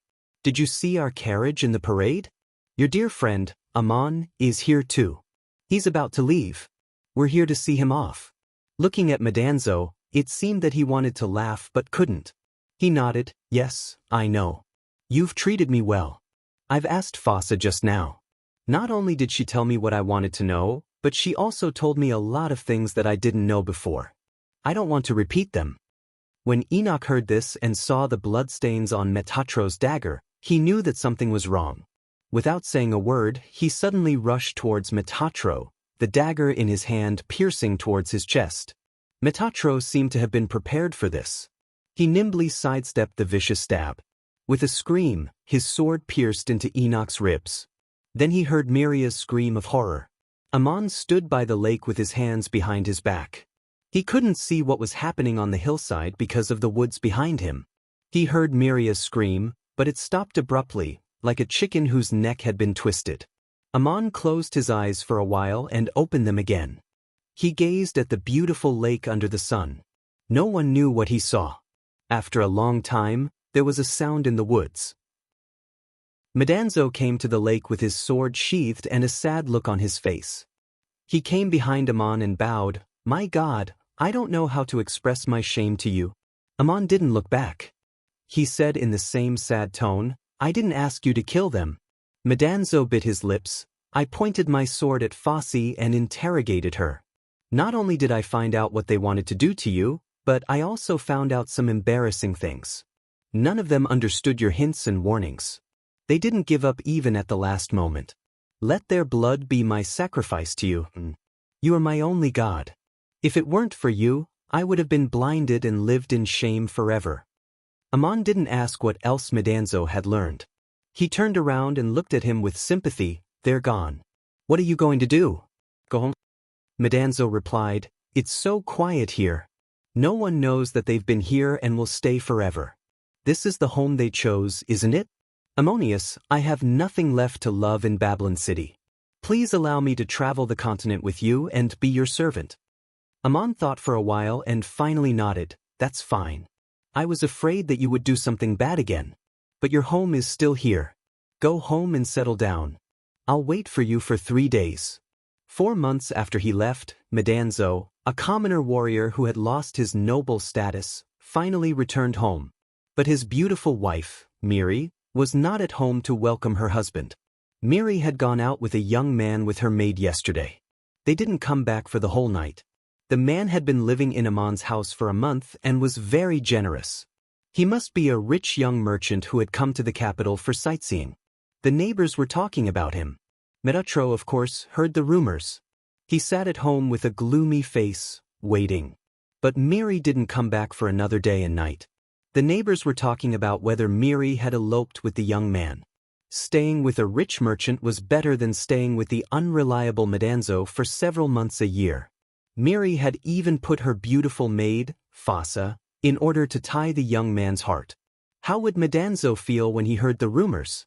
He waited at home for another day. Finally, he couldn't stand it anymore. He dismissed the gatekeeper, coachman, and other servants, entrusted the ancestral house to a distant relative, and left the city of Babylon with his sword and luggage. People were talking about Madanzo going to find Miri. He might have a duel with the young merchant. Would he be able to come back? On an official road in Kish, Babylon Kingdom, Madanzo was driving a carriage pulled by 2 fine horses. His eyes were looking forward, but he didn't know where he was looking at. He let the horses gallop casually. It seemed that he was absent-minded again. This carriage was lent to Amon by Lescutli. It was not convenient for Amon to drive the carriage when he sneaked into the city, so he left it in an inn in a town and paid the waiter enough money to take care of the 2 horses. On the way back, he took the carriage back, but this time it was driven by Madanzo. The curtain was still up. Amon was sitting in the carriage, studying the snake tendon, wondering what kind of artifact he could make from it. It was not always successful to work on a magic artifact. If he wasn't careful, the material could be damaged. Although Amon was taught by the best craftsmen on the continent, he had never worked on an artifact with his own hands. He only had 1 snake tendon, so he had to be careful. Suddenly, the carriage jolted. Amon knew that Madanzo was absent-minded again. Madanzo had been very depressed on the way, even more depressed than the cat. He was often silent for most of the day. Madanzo was a 3rd-level sorcerer, so his mind would not be easily disturbed. But this kind of thing was not good for anyone. His feelings would not change because of his firm belief. As Amon understood, any kind of test encountered in the practice of magic did not only signify a single threshold, but in fact ran through the whole process. Amon didn't want to see Madanzo so depressed. He tried to find a relaxing topic to distract him. He put down the snake tendon and asked, "What are you thinking about, Madanzo?" Madanzo's shoulders shook slightly. He cracked the whip and the 2 horses regained their balance. He answered, "Nothing, nothing. I'm just daydreaming." Amon asked again, "There are guards checking the gates of Babylon City, but you can pass through them every time. How do you do it? Do you have any tricks? Can you tell me? A faint smile appeared on Metatro's face. My God, Amon, there is actually no trick. There are so many people going in and out of the capital every day. It's impossible for everyone to be checked. The guards will only stop those they think suspicious. I've been there many times, and I'm a resident of the capital. They all know me. Besides, I'm an advanced warrior. Many of the guards at the West Gate used to practice body arts with me. The captain and I have a good relationship. Why would they check me? Amon nodded. Oh, I see. As they talked, Madanzo seemed to be in a better mood, but there was still a trace of melancholy in his eyes. They were heading west. The city of Kish was located in the northwest of Babylon, close to the edge of the Saya Plateau. To the north were the rolling mountains. Across the plateau was the kingdom of Assur, and to the west was the Euphrates River Valley. Geographically, this place was closer to the dwarfs' settlement on the other side of the Euphrates River, where Link lived. Madanzo wasn't afraid of crossing the mountains. The most troublesome part was crossing the river. There was a part of the Euphrates River in the mountains where the water was relatively gentle and the valleys on both sides were relatively open. It could have been used as a crossing point, but no one used to cross the river from there because it was where Humbaba's lair was. Things were different now. Humbaba had been killed by Enkidu. The city of Kish took the opportunity to set up a crossing point and station troops there. Although crossing the river from the crossing point required a long mountain road, it was much shorter than taking a roundabout route from Uruk. Amon's original plan was to have Madanzo follow him for a while and cross the river from the crossing point.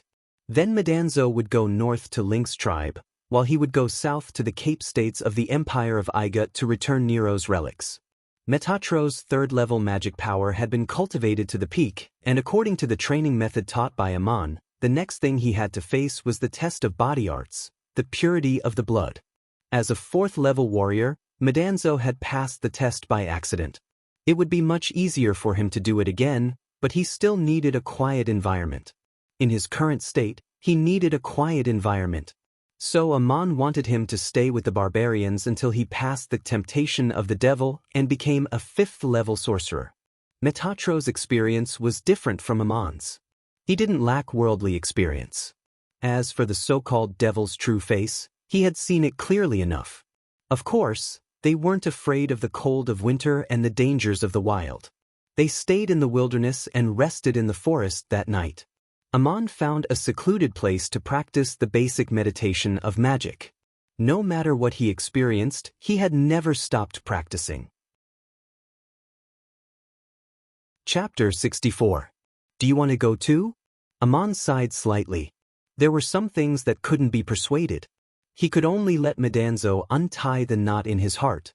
Although it was easy to kill people with a sword, it was not so easy to cut off troubles. The next day, they arrived at a town. Amon asked Madanzo to stop the carriage and said, "This town is very big. We'll stay here for a while and buy some things we need on the road. There are many taverns and shops in the town. You can go and relax. I only have one warning: don't look for people to fight." Amon stayed in the inn. At night, he deliberately asked Madanzo to go out alone and not come back at night.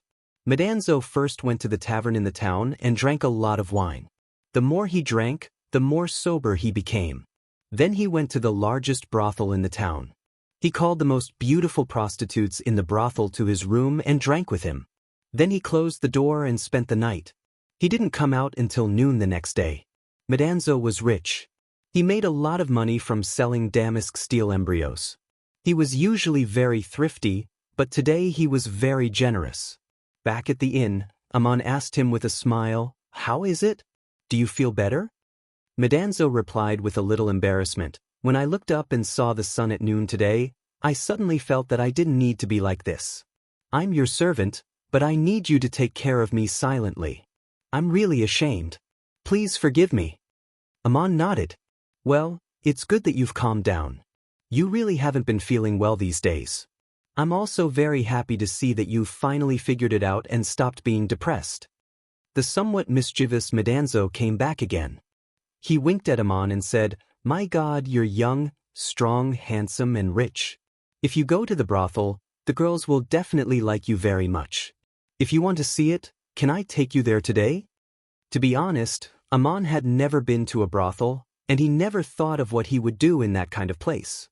Although he was still young in the caveman tribe, his body was already very mature. Link had expressed more than once that he would send the most beautiful girl in the tribe to serve him. Perhaps it was because of the difference in aesthetic standards, but Aman had never been interested. It wasn't that Aman didn't have any desires, and he had never deliberately wronged himself. When he met Yunamna, he did feel the budding desire in his body, but he didn't want to do anything to Yunamna. In his heart, there was already a woman. She was untouchable, but she had a name that belonged to him. There were no other temptations in this world. Madanzo wanted to take him to the brothel to broaden his horizons, but Aman wasn't interested at all. He even felt that he was wronging his own desires, so he smiled bitterly and asked, "Do you want to go again today?" Madanzo also smiled bitterly and shook his head. "No, it's not necessary." Aman waved his hand. "Then let's go. We'll continue westward and cross the Euphrates River. Then we'll reach the mountain road. There won't be such a big town again." Madanzo said reluctantly, "Why are you in such a hurry? You'll have to leave after crossing the Euphrates River. I heard something strange in the town today. Princess Sisela is trapped in a tribe of alpine giants. She's in a very dangerous situation. If this gets out, the whole kingdom will be shocked." Aman suddenly stood up. "What's wrong with Princess Sisela? Tell me clearly." Madanzo was surprised. "Amunius, why are you so concerned? Could it be? I know Princess Sisela. She's my friend. What danger is she in?" Aman interrupted. Madanzo was tongue-tied. "Your friend? Why is it? Princess Sisela must have met you when she was traveling in the kingdom in disguise. No wonder you're not interested in the girls in the town. They're nothing in your eyes. But I have to remind you, haven't you heard the rumors in the kingdom?" Aman glared at him. "You've just woken up and you're already talking nonsense. I met Princess Sisela by chance. We're friends. She helped me before. How can I not be concerned when I hear she's in danger? What exactly happened? Hurry up and tell me." This town was called the town of Arcade. When Madanzo came out from the brothel this afternoon, he saw a group of people gathering in front of the shrine. Mayor Titch was recruiting warriors to rescue Princess Sisela. A few days ago, a group of merchants came to the town. They stayed in the town for a few days and went sightseeing. One of them was a beautiful young lady who left a deep impression on them. A few days ago, the caravan left the town for the Saya Highlands in the north. It was said that they were going to trade goods with the Highland giants. Mayor Titch warned them not to go there rashly, because they might be in danger unless they hired enough bodyguards to protect them. He also advised the young lady not to take the risk. If the caravan wanted to go, she should stay in the town and wait for them. The girl thanked him with a smile. Her dazzling smile almost stole Titch's soul, but she still went. But yesterday, a man from the caravan suddenly returned to the town with a weapon in his hand and blood all over his body. "Did you find Titch?" Zhou reported. He was Princess Sisela's bodyguard, and the beautiful young lady was the princess. They were attacked by the giants in the mountains and trapped in a valley. They were in a very dangerous situation. The bodyguard risked his life to climb over a mountain and kill a mountain giant who tried to stop him on the way to the town.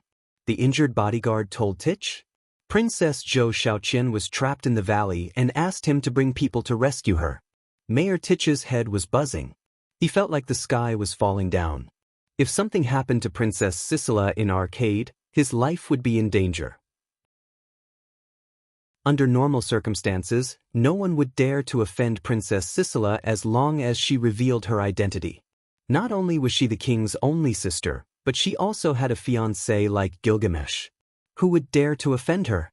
But the barbaric giants on the plateau didn't care. When they heard that the young lady in the caravan was a princess, they attacked her even more ferociously. They tried to kidnap her and extort her for a large sum of money. Princess Sisela might be playful, but she wasn't stupid. The caravan was actually her bodyguard in disguise. They could protect her under normal circumstances. But this time, they ran into a tribe of giants who were familiar with the terrain. The situation was very strange. The giants, who usually fought each other on their own, joined forces. Princess Sisela's bodyguard couldn't hold them off and had to protect her as they retreated.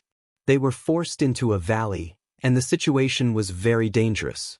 As soon as the warrior arrived, before Zhou Yu could organize a rescue team, the Giants' United Tribe actually sent a messenger. The messenger was tall and wore coarse clothes made of animal skin. He even had a ring on his nose. He thought that he was very beautiful. After delivering a message, he took his leave. Mayor Zhou's heart almost stopped beating. For the sake of Princess Sisela's safety, he didn't let the giants stay. The messenger's message was terrible. A princess was in their hands. They asked the town of Arcade to ransom her with a large sum of money in 3 days. Otherwise, they would kill the princess. The tribes were planning to move far away anyway. They weren't afraid of being hunted down by Babylon's army, and there was nowhere to find them in the mountains. Mayor Tich wasn't sure if the news was true or not. Had the princess already been captured by the giants on the way back to Arcade? Or was it just a bluff? Mayor Tich didn't dare to take any chances. He had to follow the messenger's conditions and send the materials to the designated place as soon as possible. Mayor Tich was a bit confused about what the giants wanted. Kidnapping and extorting a large sum of money should be enough. What were these barbarians thinking about? They wanted to bake wheat flour into cakes that could be stored for a long time, processed jerky and dried meat, large wooden barrels of salt, a lot of dromedary camels that could only carry goods for long distances, cloth that could be made into clothes, farming tools for farming, seeds that could be sown next year, tents for camping, and finally, a large sum of money, but they didn't say how much they wanted. Mayor Tich ordered the townspeople to prepare overnight. While Madanzo was drinking with his mistress, the townspeople were busy baking pancakes and making jerky. Farming tools, salt, seeds, dromedary camels, and cloth were all gathered in the name of the government. However, they didn't find many tents for camping. This was not a military camp. Who would store such things for no reason? Zhou Zhen was a very capable local governor. If it was someone else who encountered such a situation, they would definitely be flustered for a few days. However, he had sent people to inform the residents to work together. It only took him 1 night and half a day to get everything ready. He did not panic at all. Most of the materials were collected from the shops, and the temple in the town issued a receipt for them. As for the camels and farming tools taken from the farmers' houses, they were all carefully recorded. They could take the receipt to the town clerk to get the money. But Zhou Zhen didn't dare to place all his hopes on the ransom. He made 2 preparations. He immediately recruited brave warriors with a large sum of money.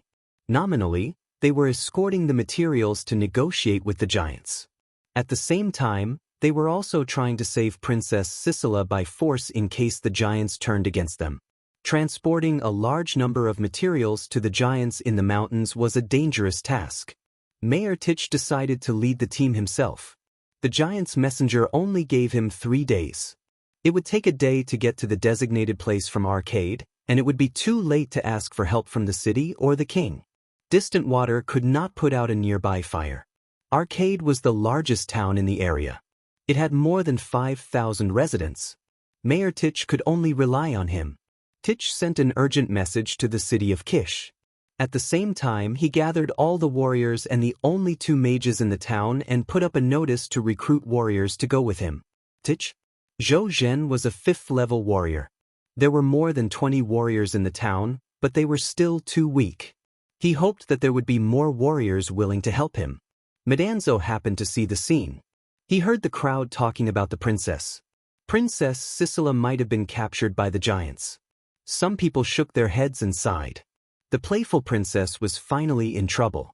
What a pity for such a beautiful girl. No matter how angry Gilgamesh was, it would be useless. The simple-minded giants wouldn't think too much about the consequences. Madanzo didn't stay long. He went back to the inn after asking about the situation. Amon was startled.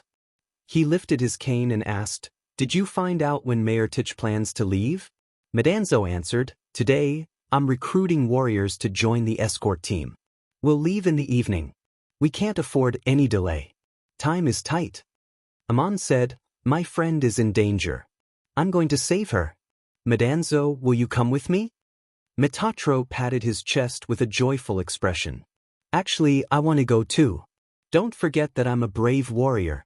I want to wash away my shame with heroic deeds and pull myself together again. However, I'm traveling with you, so I have to listen to your orders. Amon nodded. You want to go too? That's better. Let's go. Medanzo blinked his eyes and said, Ammonius, if you want to join the team, you can't do it as a sorcerer. I have a suggestion. It'll be more convenient, but I'll have to trouble you for now. Amon said, You've really come back to life. You always have a lot of ideas. Tell me if you have any. Medanzo scratched the back of his head and said shyly, I'm a middle-grade warrior. I'll be valued if I join the team. We have 2 horses, so I'll go as a ranger. Ammonius, you can pretend to be my follower for now. You'll have to keep the twig and the leather bag with you at all times. That way, you'll be able to follow me. Amon glanced at Medanzo. You want to save Princess Sicila as a ranger, like a hero in the legends? Very well, it does suit your temperament. I'll make you look more majestic. Put on these. He reached into the leather bag and took out a golden spear. He handed it to Medanzo. The leather bag was only 3 feet square, but the spear was 9 feet long. Medanzo was stunned. While he was still in a daze, Amon took out a 3-foot wide and 5-foot long green shield. He put it on the table and took out a silver sword. This sword was much more beautiful than Medanzo's. It was made of damask steel and plated with heavy silver. It was engraved with subtle patterns in the shape of a magic circle. There was a parangan inlaid in the middle of the sword. My God, Amon, you are... Metatro was tongue-tied and couldn't say a word. Amon was not done yet. He reached out and took out another set of luxurious armor. It was very light in his hand and was engraved with magic formations. It was obviously a specially made magic artifact with excellent defensive effects. He put them in front of Medanzo and said with a smile, Now you look like a noble warrior, don't you think? I've prepared these for you a long time ago. You can use them now. The spear and the shield were very sharp and strong. The sword and the armor were not ordinary weapons. They were enchanted with magic. Medanzo took the sword and touched the armor. He was so excited that he didn't know what to say. After a long while, he looked up and said, Even if I sold my ancestral home, it wouldn't be enough to make a set of weapons like this. How can I accept it? Please lend it to me for a while. Amon smiled and shook his head. These are yours. I've also given Link a staff. But you can't reveal your identity as a sorcerer in the mainland, so I've prepared a set of warriors' equipment for you. Medanzo had seen Link's staff in the savage tribe. He was so envious that he drooled. He didn't expect that Amon had already prepared such a set of equipment for him. In the team that chased after Bear, the equipment of the warriors was naturally of high quality. Even after the battle, they were still intact. Which one of them wasn't good? Metatro was already quite handsome. Now that he had changed into this armor, a sword at his waist, a shield in one hand and a spear in the other, he looked like a majestic god of war, incomparably dazzling. While Amon and Medanzo were talking, in a separate courtyard at the back of another inn and arcade, 2 people were also discussing something. A middle-aged man with a staff said to a young man, Your Highness, I don't recommend that you take the risk yourself. If you want to save the princess, you should send us. If Princess Sicila can't be saved, and something happens to you, it'll be troublesome. The young man called Your Highness said, I was passing through arcade when something happened to Princess Sicila. Do you think I won't be in trouble? She's the princess of the kingdom. What does it mean if I don't save her? If this gets out, I'll lose all my prestige in the kingdom. The middle-aged man still tried to persuade him. Even the princess's guards couldn't resist the attack of the giants.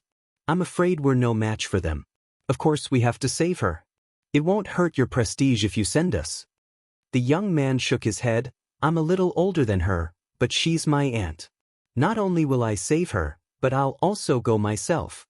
Princess Sicila is in danger because she was caught off guard. We should be careful and save her instead of fighting the giants. The middle-aged man was silent for a long time. Finally, he sighed and nodded. It's good that you go yourself. Whether you can save her or not, it's a sign of your sincerity and courage. If it weren't for the possible danger, I would also suggest that you go yourself. But if anything happens, our responsibility is to protect your safety first. The young man waved his hand. Yes, I understand. I'll go now. The middle-aged man looked at the staff in his hand and looked up. I have a suggestion. Please don't reveal your identity for the time being. Don't let anyone know who you are before you rescue the princess and meet her. If the giants know that you're going to rescue her, I'm afraid they'll add another target to their list. If the rescue fails, no one here will recognize you. It won't affect your reputation.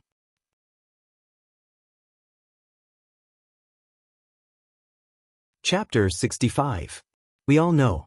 Madanzo's armor and weapons gleamed in the sunlight. He rode his horse to the square in front of the shrine. Everyone's attention was immediately drawn to him, and there was a commotion among the crowd. Mayor Titch parted the crowd and came to greet him. He bowed politely. Are you here to help us rescue Princess Sicila? Madanzo dismounted and bowed back. My name is Madanzo. I live in the king's city. I'm a 4th-level warrior. I love to travel around the continent, and I yearn to be a hero in the legends. I've heard that you're recruiting warriors in town, so I've come to offer my services. The prostitutes in the town also squeezed into the crowd to watch the fun. A few gorgeously dressed girls proudly said to the people next to them, Look, that handsome hero. We accompanied him last night. Madanzo was dressed like a supreme warrior, but he introduced himself as a 4th-level warrior, which was disappointing. But Titch was still happy. One more person meant more power. The better the weapon, the stronger the fighting power. He was a 5th-level warrior himself, the only middle-grade warrior in town. Now there was another Madanzo. Mayor Titch took the reins himself and said, the town, the city, and the whole kingdom would like to thank you. Is this warrior with you? As he spoke, he did not forget Amon, who was walking behind Madanzo with another horse. Madanzo paused and said, He's my friend, a 5th-level warrior. He's a modest man, and he's here to rescue Princess Sicila. If he had not introduced himself in this way, people might have mistaken Amon as his servant. Knights usually brought more than one horse with them when they traveled across the continent. Amon, who was holding the horse with a branch, looked very much like a servant. Madanzo's armor was bright, and his servant was not shabby either. He was wearing soft leather boots and a beautiful fur coat. It was Madanzo's idea to let Amon pretend to be a servant, but he did not say that Amon was his servant. He changed his mind and said that Amon was his friend. Titch was overjoyed to see a 5th-level warrior. He greeted Amon, You look like a noble hermit. Thank you for your help. The town and the city of Kish will reward you handsomely. Please take a rest in the shrine. My clerk will explain the details of the operation. The horses will be taken care of. Seeing that Madanzo had changed his mind, Amon smiled and did not say anything. He followed Madanzo into the shrine of Marduk in Arcade. The clerk arranged for them to have a good rest and eat their fill. They would leave in the evening, but the recruitment was still going on in the square outside. Amon was sitting in the lounge of the shrine, drinking broth and eating flatbread, chewing slowly while listening to the town clerk, Dirk, introducing the action plan. Deco and Madanzo were both advanced warriors, so they were particularly respected and valued in the crowd. The clerk was basically introducing the operation to them. Amon was about to interrupt and ask something, but when he looked up, he was stunned. He saw an acquaintance, not really an acquaintance, but a god he had been familiar with since he was a child. The main god of the shrine was, of course, Marduk. One of the walls of the side hall was engraved with many reliefs of the gods. One of the goddesses was the former patron of Duk, Murin. There was a shrine dedicated to Murin in the town of Duk. Amon had long been familiar with her statue, but after the devastating disaster he did not want to think too much about it. But when he saw the reliefs of Murin, he suddenly understood why Yunamna looked so familiar. It turned out that she looked exactly like Murin.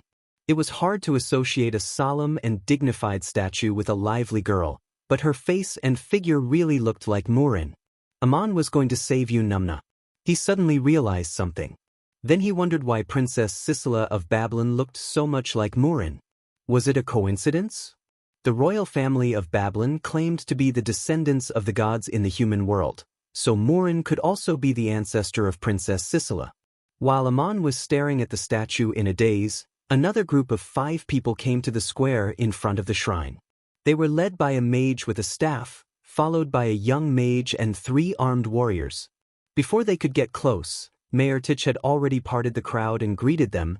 "Dear esteemed mages, please forgive me for my rudeness. I didn't know that you were coming to our town. Did you hear about what happened in the town and come to help?" They were just a group of passers-by who didn't know that there were mages among them. The middle-aged man who led the group nodded slightly and said, "You're the mayor of this town? I'm Gekate, a 6th-level mage from the capital. This is my student, a 3rd-level mage, Elliot. These 3 are my companions, advanced warriors. I heard that Princess Sisela is in danger and the mayor is recruiting warriors to rescue her. It's only right that we do our best to help." As Gekate spoke, he took out a special nameplate. Although there was no name on it, it was enough to prove his identity. It was the symbol of a teacher in the Academy of Magic, and it was also the proof of entry to many places in the Academy of Magic. Mayor Tich was so happy that he almost jumped up. Yesterday, he thought that he was the unluckiest person in the world. How could such a disaster happen to him? But this afternoon, he almost thought that he was the luckiest person in the world. Only when he put up a recruitment notice did he realize that there were many hidden talents in Arcade. 2 mages and 5 advanced warriors had come to the town. Originally, there was only 1 advanced warrior in the town, 1 3rd-level mage and 1 1st-level mage in the shrine. The whole town only had a little more than 20 low-level warriors. This afternoon's recruitment had greatly increased the strength of their team, especially the distinguished Lord Gekate. He was the teacher of the Academy of Magic in the capital. His status was completely different from that of ordinary mages. A 6th-level mage could already perform advanced magic and was only 1 step away from becoming a supreme mage. According to Gekate's self-introduction, he had heard about Gilgamesh and Enkidu killing Humbaba in the capital. Therefore, he had brought his students and a few friends to the battlefield of the Euphrates River to visit the ruins of that great battle. The mage wasn't lying. That was what they were here for. They just happened to pass by the town of Arcade. At sunset, a strange caravan set off from the town of Arcade. The caravan was loaded with all kinds of supplies, as if it was a long-distance migration. The coachman and the guards of the caravan were all warriors, armed with all kinds of weapons. Camels and horses followed behind the caravan. The caravan moved quickly. Everyone looked serious. Some of the warriors even looked excited. Normally, such a large number of supplies should be transported in carriages with wide bodies. However, most of the carriages in this caravan were light and sturdy, and could only be pulled by 1 horse. So there were many of them. There were also a few very light carriages in the caravan, which could travel very fast with the best horses. Along the way, a carriage was left behind and guarded by someone. This was Mayor Tich's way of thinking. If the princess got into conflict with the giant's tribe after rescuing her, he had to escort her to safety as soon as possible. Knights could change horses, but the princess had to take carriages. If she was injured, she would have to be treated in a carriage. Changing carriages along the way would ensure the fastest speed. Therefore, all the carriages had to be prepared in advance. Aman observed everything in silence. He admired Mayor Tich. Such an emergency was like the collapse of the sky for the mayor. Tich. However, Zhou Peng handled the situation as well as he could under the current circumstances. Among the important figures in this caravan, the most mysterious and precious ones were Gekate and his companions. The most powerful and eye-catching one was Madanzo, and the most low-key one was Aman. What about Tich? Zhou Peng was worried and nervous, but also excited and impulsive. He didn't know who Princess Sisela was, but he was fascinated by the beautiful and enchanting girl. He even wanted to pursue her. After knowing that she was Princess Sisela, he had cut off all possibilities of getting close to her. But now, an opportunity presented itself. If he could rescue Princess Sisela with such a caravan, he might be able to win the princess's heart. It was a heroic achievement. Although he was not stupid enough to fight with Gilgamesh for a fiancée, Nor did he have any delusions. Obtaining the favor and praise of the princess was in itself a supreme honor, not to mention the rewards from the city-state and the capital. In fact, many warriors in the caravan shared the same thought. They were worried but also excited. At this moment, they were imagining themselves as Enkidu, who was going to kill Humbaba. Aman and Madanzo had 2 good horses. Although the horses used to pull carriages were different from those used to ride in battle, they were more than enough to handle the situation. Mayor Tich gave them another horse to take turns on the road, so that one of the horses would be resting while the 2 of them were riding. Humans could travel through the night, but beasts could not. The whole caravan had to be in top condition. Aman also noticed that among the group led by Gakate, there was a young man with a very special status. He was obviously more distinguished than the rest of the group. Although he was just a follower, the other 4 were very respectful towards him. Their expressions were unconsciously careful. Whether it was changing horses or drinking water, they would first take care of this young man. The young man called himself Yulido, a noble warrior in the king's city. It seemed that his identity was not simple. When Aman noticed this, he secretly reminded Madanzo. In fact, Yulido's identity was the same. If Madanzo did not change his mind and asked him to pretend to be a follower, he could easily be exposed. It was just a matter of time before anyone noticed it. The caravan set off that night. They stopped for a short rest in the early morning. After eating and drinking, they continued their journey. As they moved forward, Aman finally understood why most of the caravans were using light, narrow carriages. The road was rough after entering the mountains. Only these carriages could barely pass through. Sometimes, they even needed the help of warriors to push them through the dangerous sections. At noon, when the sun was at its warmest, the caravan rested for a while. By now, they had entered deep into the mountains. It was a valley between steep peaks. As they went deeper, they climbed higher and higher. The surrounding peaks were like behemoths, giving off an indescribable sense of oppression. The atmosphere gradually became tense. No one spoke a word. They held their weapons and stayed vigilant. The weather in the Saya Plateau was much colder than in the Euphrates Valley. The higher they went, the colder the wind became. The warriors could not help but wrap their clothes tightly around themselves. Most of the barbarians living here were tall and stronger than ordinary people. They communicated with the outside world. Many Highlanders were even recruited as mercenaries by nearby kingdoms. Gabriel had been ambushed by Governor Schmal's guards in Saya. Among them were 2 Highlanders who had received special training in martial arts.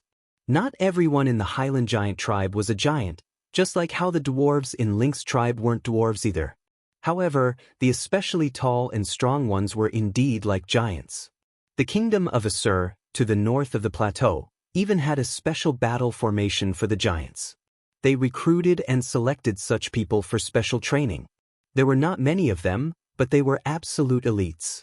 Many years ago, some of them were scattered in the chaos of war and fled back to their tribes deep in the mountains. They taught the body arts they had learned to their people. Therefore, the powerful Highlanders also had warriors who practiced body arts. Coupled with their natural strength, they were not easy to deal with. Princess Sisela's guards were not weak.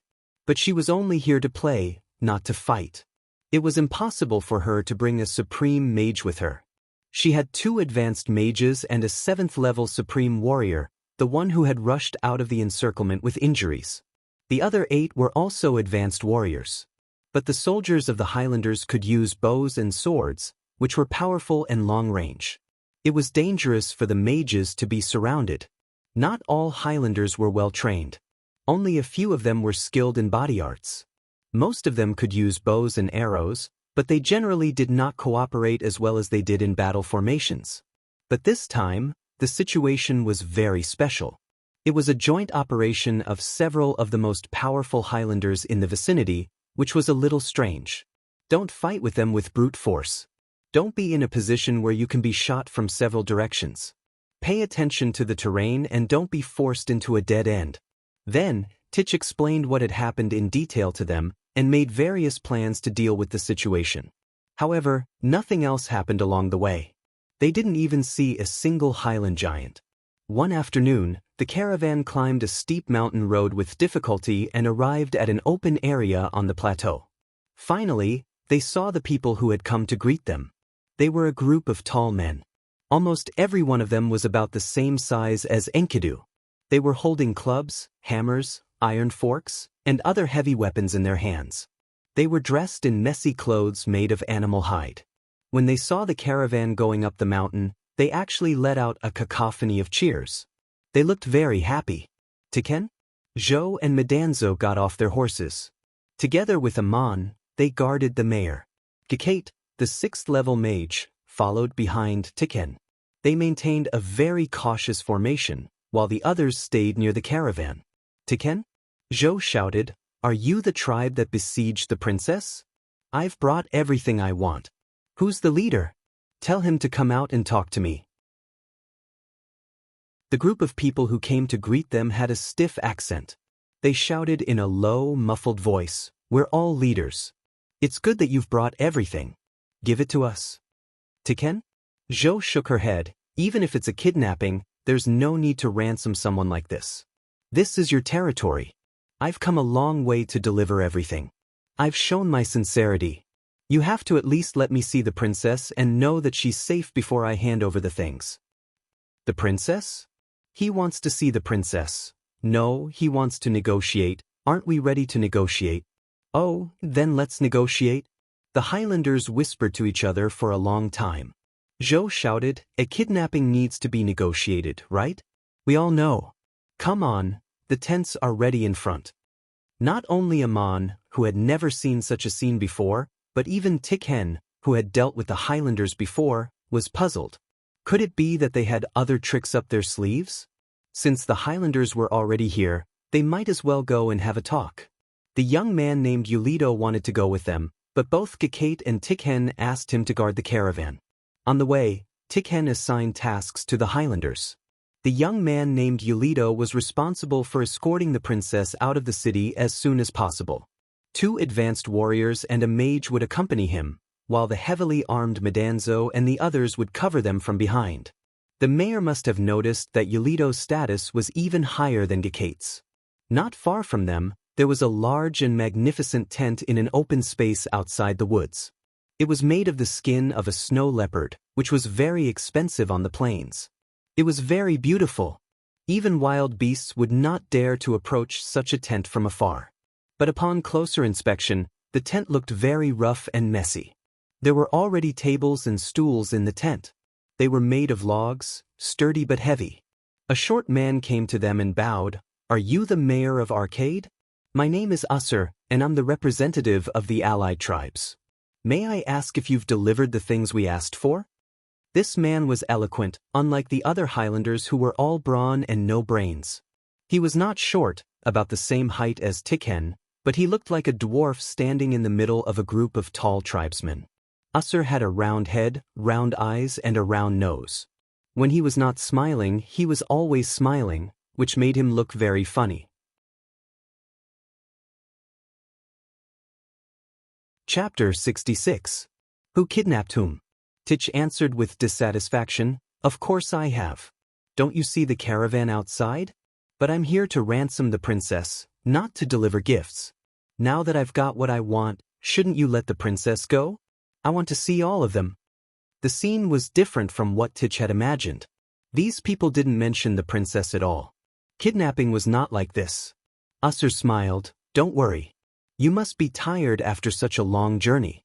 Sit down and have something to eat. The princess is fine, of course. But I need to know if what you've given us is what we want." Someone had placed some wild game, dried fruits and wine on the table. It was as if they were treating their guests to a meal. Amon and the others didn't sit down. How could they be in the mood to eat? Tich took out a roll of papyrus from his pocket and handed it to Usser. "Everything is here. Do you want to check?" Usser took the roll of papyrus and unfolded it. A big man next to him shouted angrily, "It's all here. We've spent so much effort on it. Do you want this? Show it to me." Usser looked a little embarrassed. He turned his head and scolded, "What nonsense are you talking about? This is a list of goods. They're all in the caravan outside. I can show you the list. Do you know how to read?" I've warned you to keep your mouth shut. Why can't you remember? Amon might have laughed out loud if it was any other occasion, but now he didn't know whether to laugh or cry. Usher began to read the list aloud. Bread, dried meat, seeds, farming tools, cloth. There were a lot of things on the list. Every time he mentioned an item, the Highlanders would burst into cheers. Someone even asked in disbelief, "Really? Are these things all for us?" "That's great." Titch answered, "Of course they're for you, as long as the princess is safe." The giants cheered again. "The princess? Of course she's safe. These are all ours." Hearing this, Titch and the others breathed a sigh of relief. As long as the princess was safe, everything else was easy. The last item on the list was a large sum of money. Titch asked, "I know what you want. But how much do you want?" The messenger did not say how many. A giant with a beast's tail on his head interrupted, "Of course it'll cost a lot of money. It'll cost at least 30 gold coins."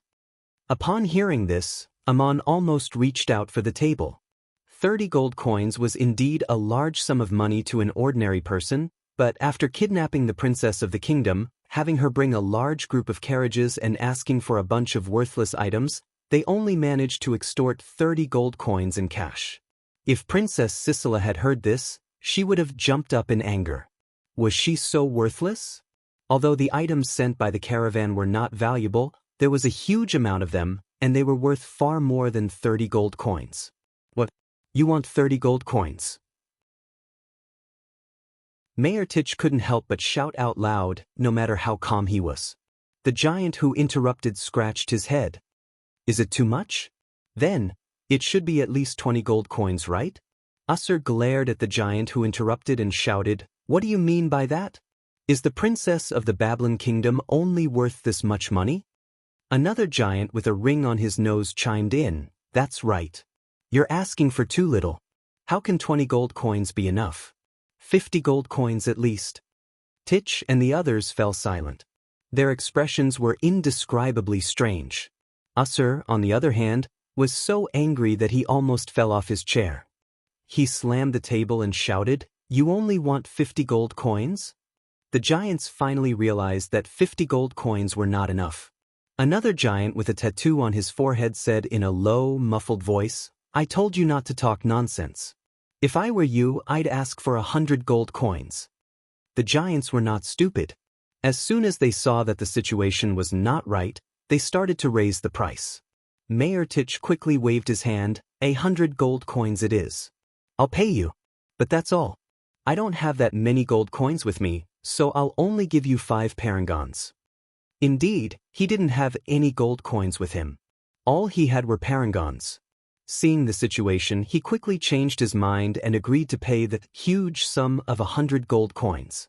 Amon could also see that this group of Highlanders had not completely discussed it beforehand. They wanted supplies, but they didn't care about money. These giants should have come from different tribes. Their attire was unique. They had beast tails, nose rings, and tattoos. If one paid a little attention, they would be able to distinguish them. The giants in the tent were all the leaders of the tribes, and the 3 who spoke just now should be the leaders of the 3 tribes, equivalent to the chiefs of the tribes. It was a headache to organize these people together. Usher looked like he was already having a headache. When the giants heard that Mayor Titch was going to pay 5 parangons, they started to argue again. 5 parangons. How are we going to split it? Who gets 1 and who gets 2? Their voices were so loud that the tent buzzed with noise. Usher couldn't bear it anymore. He took out his short cane from his waist and knocked on the table. "Stop arguing. I have the final say. 6 parangons, 2 for each of your tribes." Then he turned to Mayor Titch. "The last condition is 6 parangons. Hand them over now." 6 parangons were much less than what Mayor Titch had expected, but he didn't dare to take them out too quickly. He complained, "You've gone too far, from 20 gold coins to 6 parangons. I'm here to save the princess, so I'll give you the money first." He put the 6 parangons on the table one by one.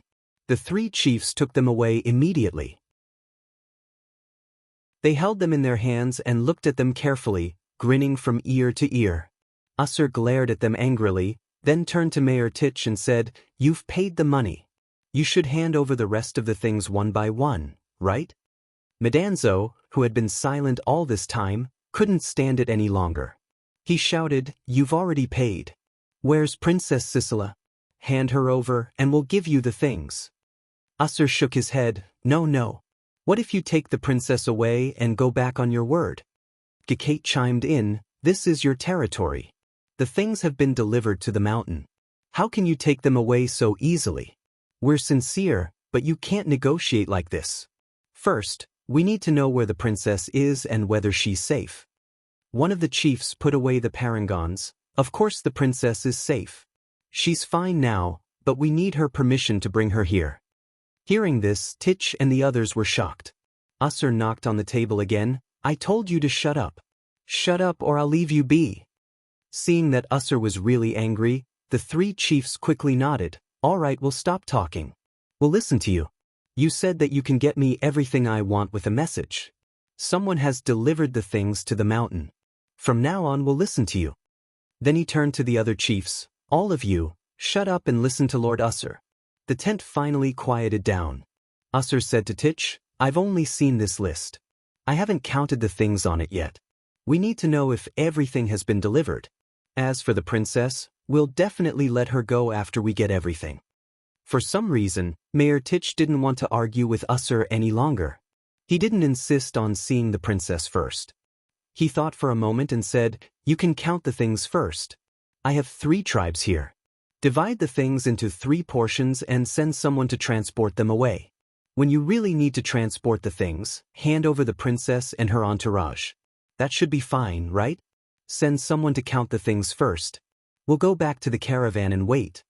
They finally ended the ridiculous negotiation and returned to the caravan. Yulito came up to them and asked anxiously, "How did it go? Did you see the princess? Is she all right?" Gekate waved his hand. "The situation has changed. Princess Sisela may not be in their hands. Let's go back to the caravan." Listening to the messy conversation of the Highlanders, Amon and the other 3 were not fools. They had figured out that some of the tribes had yet to capture Princess Sisela. According to the wounded warrior, the princess was trapped in a valley. The giants were desperate for something, so they sent messengers to the town to extort money from her. It wasn't easy to organize these people. Usher must have been the one who came up with the idea.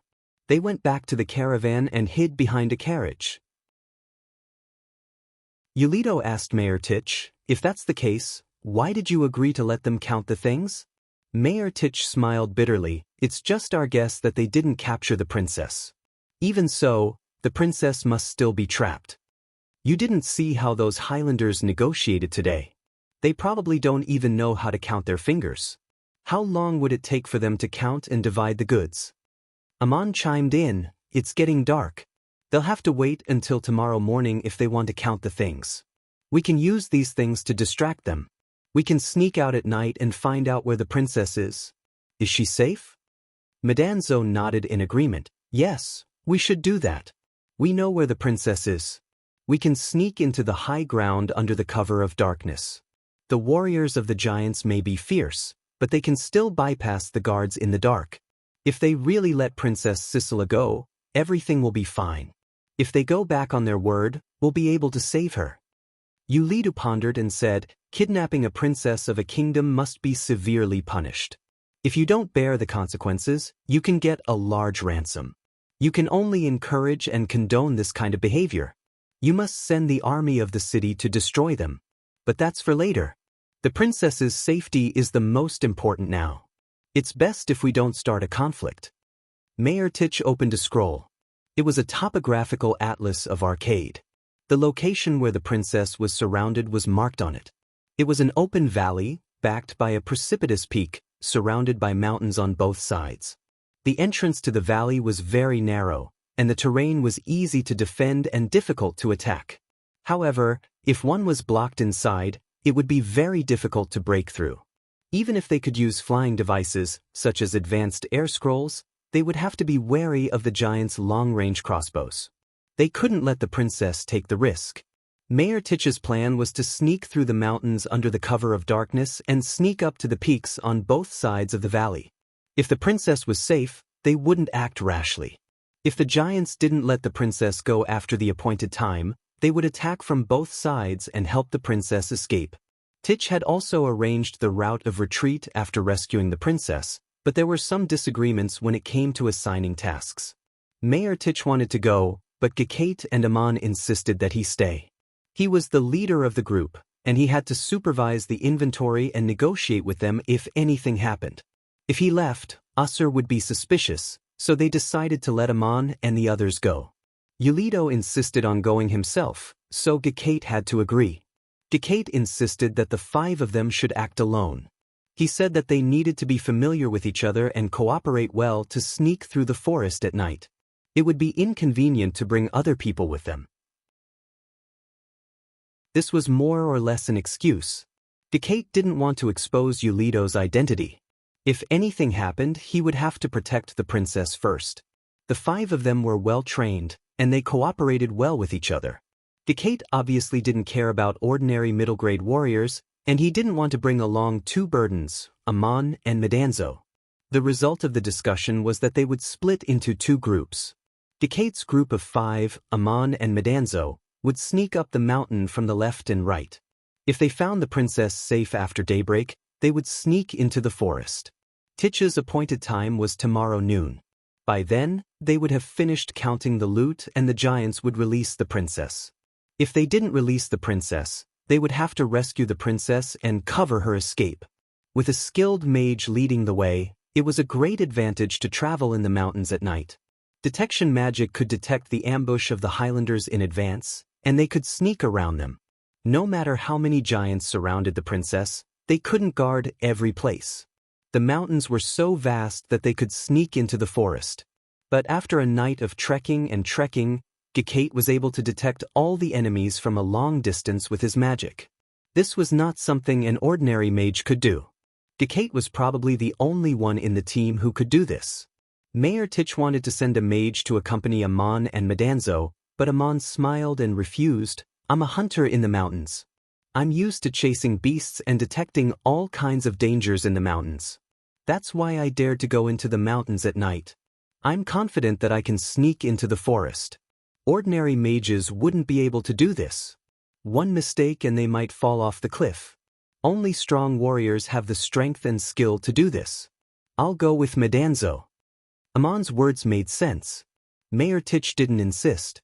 He wished them good luck and told them to be careful. As a 5th-level mage, Amon was better at using detection magic at night than Gekate, a 6th-level mage. This was his habit. Therefore, Amon didn't want to travel with others. It would be inconvenient for him to use magic, and his identity as a sorcerer would be exposed. Gekate didn't expect much from the 2 mages, but out of kindness, he warned Medanzo, "This isn't a battlefield. You'll only be a burden if you wear heavy armor. Even if your armor is light and portable, the sound of metal clashing will expose your position. A shield is even more unsuitable to carry around. Your spear isn't a weapon for fighting in the forest. If you have to carry it, I suggest you smear it with mud first, because it will reflect light at night." Gekate was a teacher at the Academy of Magic. He taught not only magic, but also various battle techniques and precautions. He provided systematic guidance and training to his students. Amon agreed with Gekate. He asked Medanzo to leave the armor and shield behind and gave them to Mayor Titch. When they set off, Amon put away the spear and gave Medanzo an axe and a set of soft armor under his clothes. As for Amon, he didn't wear any armor or carry any other weapons. He was still holding a stick. The 2 rescue teams left one after another. They quietly went down the mountain and went around the dense forest without being noticed. The giants' tribe also sent people to count the supplies. Usher stood aside to supervise the count, accompanied by Mayor Titch and his clerk. The carts were unloaded and sorted. The scene was messy and noisy. Mayor Titch didn't send anyone to help. He let the giants do the work themselves, which would keep them busy until dawn. At night, torches were lit on the plateau, illuminating the open land as if it were daytime. The surrounding mountains looked gloomy. Amon and Medanzo went down the mountain first. They went around the mountains and went to the designated location on the map. Metatro had visited the caveman tribes in the mountains many times. Now that he was a third-level mage, he paid attention to his feet and walked as if he was in the daytime. Amon's disciples were different from ordinary mages. They didn't use their staffs unless they were in a critical situation. Instead, they used magic to help themselves, even if it was just for shelter. As for Amon himself, he was even better at walking at night than a supreme mage. He even used his iron stick to monitor the surroundings just in case. They had to go around to the other side of the valley where Princess Sisela was trapped. It was a longer route, but they arrived much earlier than Gekate and the others. By midnight, they had already climbed up the ridge on one side of the valley. Looking down from above, they saw a group of people guarding the center of the valley. They could see the light of a bonfire in the dark. Amon was a little surprised. He didn't see anyone guarding the place when he climbed up the ridge. To be safe, he asked Medanzo to find a place to hide while he sneaked along the ridge with his staff. He found giant warriors guarding the entrance of the valley.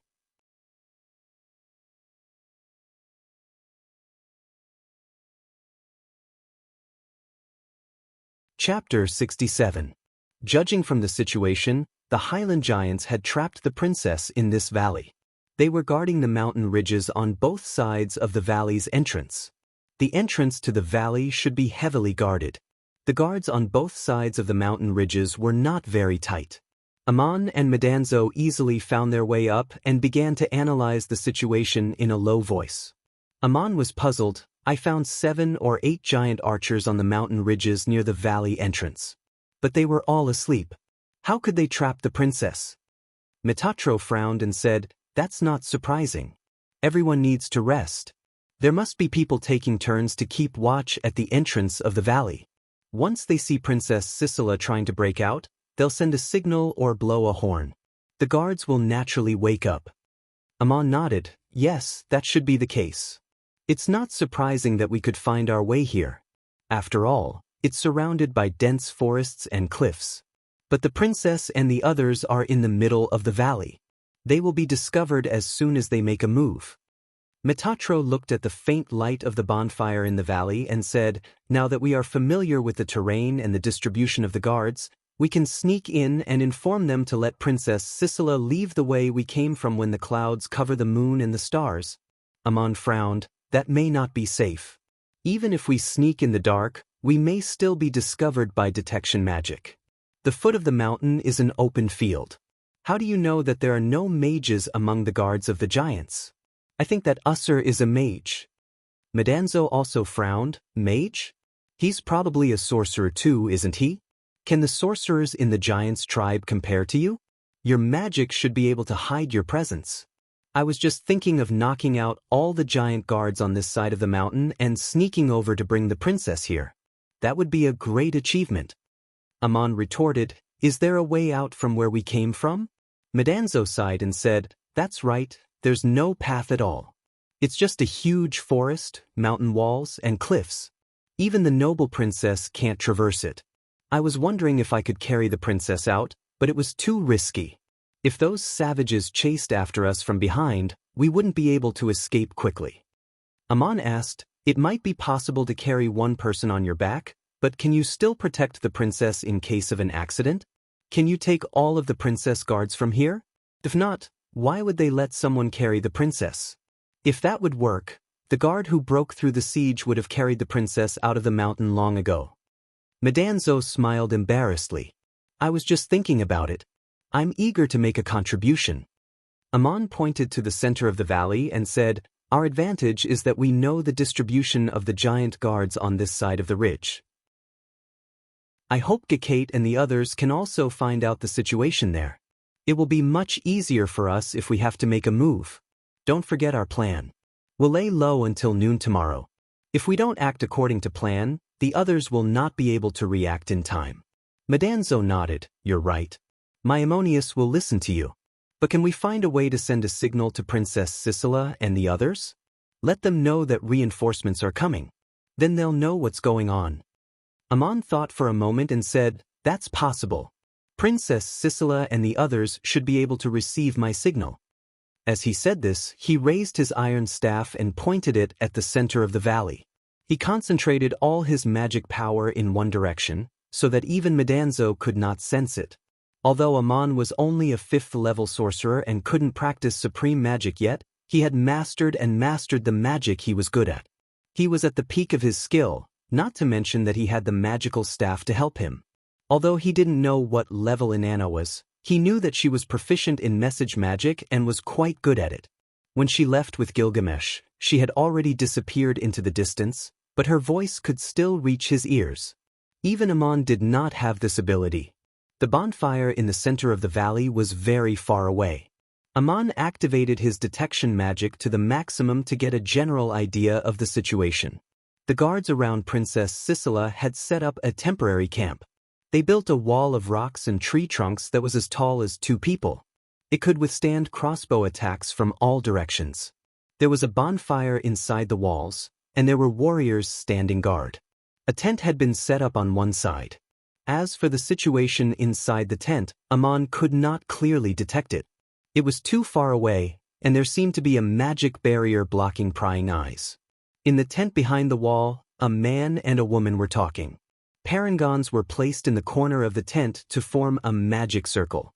It isolated the sound from the inside and outside of the tent. The one sitting in the tent was Princess Sisela. Standing in front of her was a man less than 30 years old. This person should be very handsome, but he made people feel a little uncomfortable. It was not appropriate to describe a man as coquettish. But this man's skin was too fair and delicate. His lips were red, and his eyes were narrow and long, giving him a coquettish feeling. As they were talking, the man suddenly raised his head and looked in a direction, as if he had found something. Princess Sisela asked, "Perry, what's the matter?" Perry narrowed his eyes. "Someone is using message magic to send us a signal. It's very far away, on the ridge over there." Princess Sisela was surprised. "Who is it? What kind of signal is it?" Perry replied, "I don't know who it is. It's impossible to sense it clearly from this distance. The person is very careful.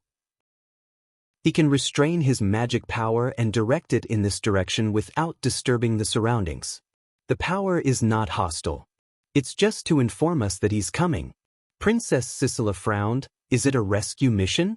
Could it be a mistake?" Perry bowed and said, "My honorable princess, do you not believe Perry?"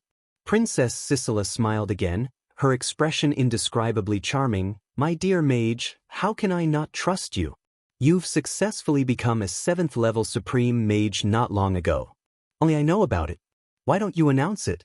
Once the news is made public, your status will be very different." Perry also smiled. "To be able to serve you, princess, is far more desirable than the achievements of a supreme mage. You know my ambition very well. Hiding my strength around you may be more beneficial to our plan. After all, a supreme mage is too eye-catching. There are many supreme mages in the capital, but there is only one princess like you." Princess Sisela put her hand on the back of the chair. "Perry, you are a smart person. If I can achieve my goal in the future, your future in the kingdom will be limitless."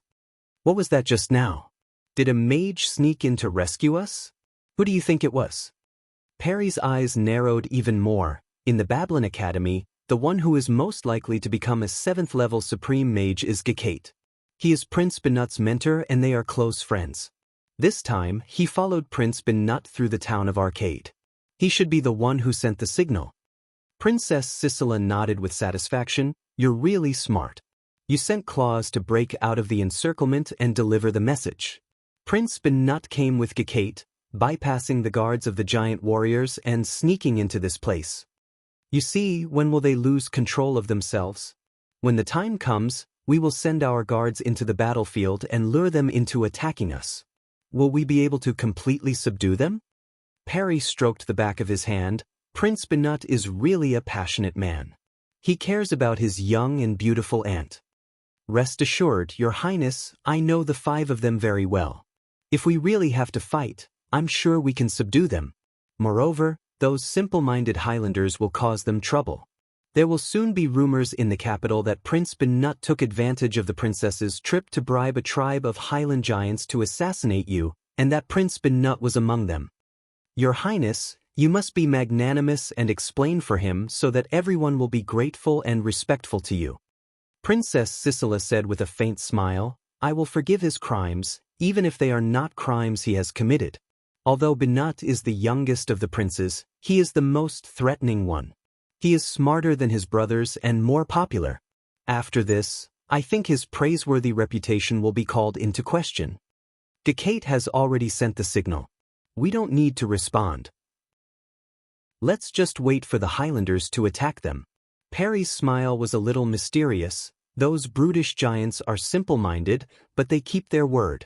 They won't let us go until the goods are delivered. And Prince Binat came down so quickly. Your Highness, when do you think the goods will be delivered? Princess Sisela answered confidently, at least 10 days. If it's just money, it's easy. But the giants want such a large amount of daily necessities. It's impossible for a small town like Arcade to send them all in 3 days. It'll take at least 10 days to report to the city-state and send guards to escort the goods. Perry said, Usser is an interesting Highlander. He has already organized the tribes, so they can take the goods and leave at any time. It should be enough for them to build a new home in the faraway fertile land. You are really far-sighted. You gave Usser a noble status and allowed him to learn magic, but gave him a noble fief in the Hittite kingdom. Princess Sisela stopped smiling and said indifferently, that is only the nominal territory of the Hittite kingdom. Soon, it will become a battleground for all the kingdoms.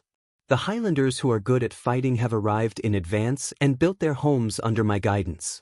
Usser has promised to lead his people to build a shrine for Marduk. I think the gods will be grateful, and the kingdom should be even more grateful to have such a chess piece. In the upcoming war between the kingdoms, the kingdom of Babylon will take the initiative, and I will also become an important decision-maker. This is only the first step of the plan. If Amon could hear this conversation from afar, how shocked would he be? However, the confident princess and the supreme mage Perry had misjudged two things. First, it was not Gekate who sent the signal, but Amon. Second, it took Mayortich only 1 night and half a day to prepare the goods and deliver them. Amon put away his staff and stood there for a long time, as if waiting for something. Medanzo asked in confusion, What are you doing, Ammonius? Amon replied, I just sent a signal over there with message magic to inform them that help has arrived, but I did not receive a reply. Medanzo was surprised, I'm a sorcerer too. Why didn't I notice anything? Amon smiled like a child, you're still too young. This magic is very difficult. It's not a high-level magic, but it's very clever. I have to use my staff to do it. Medanzo praised in admiration, you're really clever. You're always a miracle in my eyes. But can they reply to you? Even if they have mages, they may not be as clever as you. Amon frowned, there's a 6th-level mage with Princess Sisela. Even if his message magic is not as good as mine, he should be able to receive the signal. I know Princess Sisela. She also knows magic. I don't know much about other things, but message magic is definitely better than mine. Maybe they don't know who we are. I don't have the ability to speak directly in their ears. Maybe they don't want to expose our location. In that case, let's move to another place. Amon led Medanzo to a place closer to the mouth of the valley, not far from the archers of the giant tribe. If they were to attack at noon the next day, they could eliminate the archers first and eliminate the biggest threat. Hopefully, Gekate and the others were doing the same thing on the opposite peak. They could attack from both sides and occupy the mouth of the valley. Then they could cover the princess's escape. While Amon was lurking quietly in the mountains, the inventory of the supplies on the plateau was still going on, and the powerful giants were sweating profusely. They could carry a carriage on their shoulders, but they were not good at counting and sorting. Fortunately, Usser was there to give them orders. Otherwise, it would have been a mess. Mayortich was chatting with Usser, trying to get some information out of him. He was very curious about him, so he asked with a concerned look, Usser, are you also a giant? You don't look like one, but they all listen to you. Usser looked a little embarrassed. He answered grumpily, Why do you always ask me this question? I'm really a member of this tribe, except that I'm a little short. I was laughed at when I was a child, so I decided to leave the mountain and learn magic before returning to my tribe. Then he changed his tone and said proudly, Now my people worship me very much. They elected me as the leader of the united tribe. They think I'm the smartest and the most capable of them all. Titch hurriedly said, I see. My apologies for not recognizing you. You even dared to kidnap the princess of the kingdom. Let me ask you one more thing. Are you a sorcerer? Usher shook his round head and said, No, you misunderstand. I am a real second-level mage. I have received the permission of the shrine. In the main shrine of Marduk in the capital of Babylon, there is a record of me receiving the power awakening ritual. This time it was Titch's turn to be shocked. He was tongue-tied for a long time before he asked, Really? You're a respected mage? That's unbelievable. Usher turned his head and stared at Titch with his round eyes. What's so unbelievable about that? Mayor, if you don't believe me, you can go to the main shrine of Marduk in Babylon City and check their records to see if my name is there. Titch was just the mayor of a small town. He didn't have the authority to go to the main shrine of Marduk in the capital to check the records. Whether Usher's words were true or not, it would only annoy him. Titch replied with a sullen face, I'm talking about what you're doing now. Since you're a respected mage, you must have a hereditary title. Why would you kidnap the princess of the kingdom? This is betrayal. Even if you want to do something for your people, you can't do it like this. They are stupid. Are you stupid? It will only lead to disastrous consequences for the tribes. Usher puffed out his chest and said, Of course I have a reason. Actually, I can't tell you. It's a secret. Suddenly, he seemed to realize that he had said too much. If he continued, he would spill the beans, so he stopped talking. No matter what Titch said, Usher would always change the topic and not talk about the topic anymore. At dawn, Gecate, Eulido, and the other 4 mages finally climbed to the ridge on the other side of the valley. They hid in the dense forest to rest. There was a trace of tiredness in Gecate's eyes. He sat there quietly without saying a word. Looking at the others, they were all in a sorry state. There were small cuts on their clothes made by tree branches and rocks. Especially Paley, Gecate's student. His pants were torn and his ankle was sprained. He even licked a wound on his leg. Fortunately, he used magic in time to heal himself. They were all pampered nobles in the capital. This was the first time they had to travel through dangerous mountains at night. Compared to Amon and Medanzo, who were used to doing this, it was already admirable that they were willing to endure such hardship. After a short rest, Eulido said to Gecate, The guards here are not strict. There are no giant warriors nearby. Gecate pointed to the surrounding terrain and said, The giants can't guard every corner of this vast forest. There is no other way out. You can't get out of here if you're not familiar with the terrain. Hide yourselves and don't move. I'll check the surroundings. It's almost dawn. Be careful. Gecate quietly searched along the ridge with his staff in hand. The situation here was similar to the one on the other side. On the ridge near the mouth of the valley, there were about a dozen archers of the barbarian tribe. Gecate didn't dare to go too close.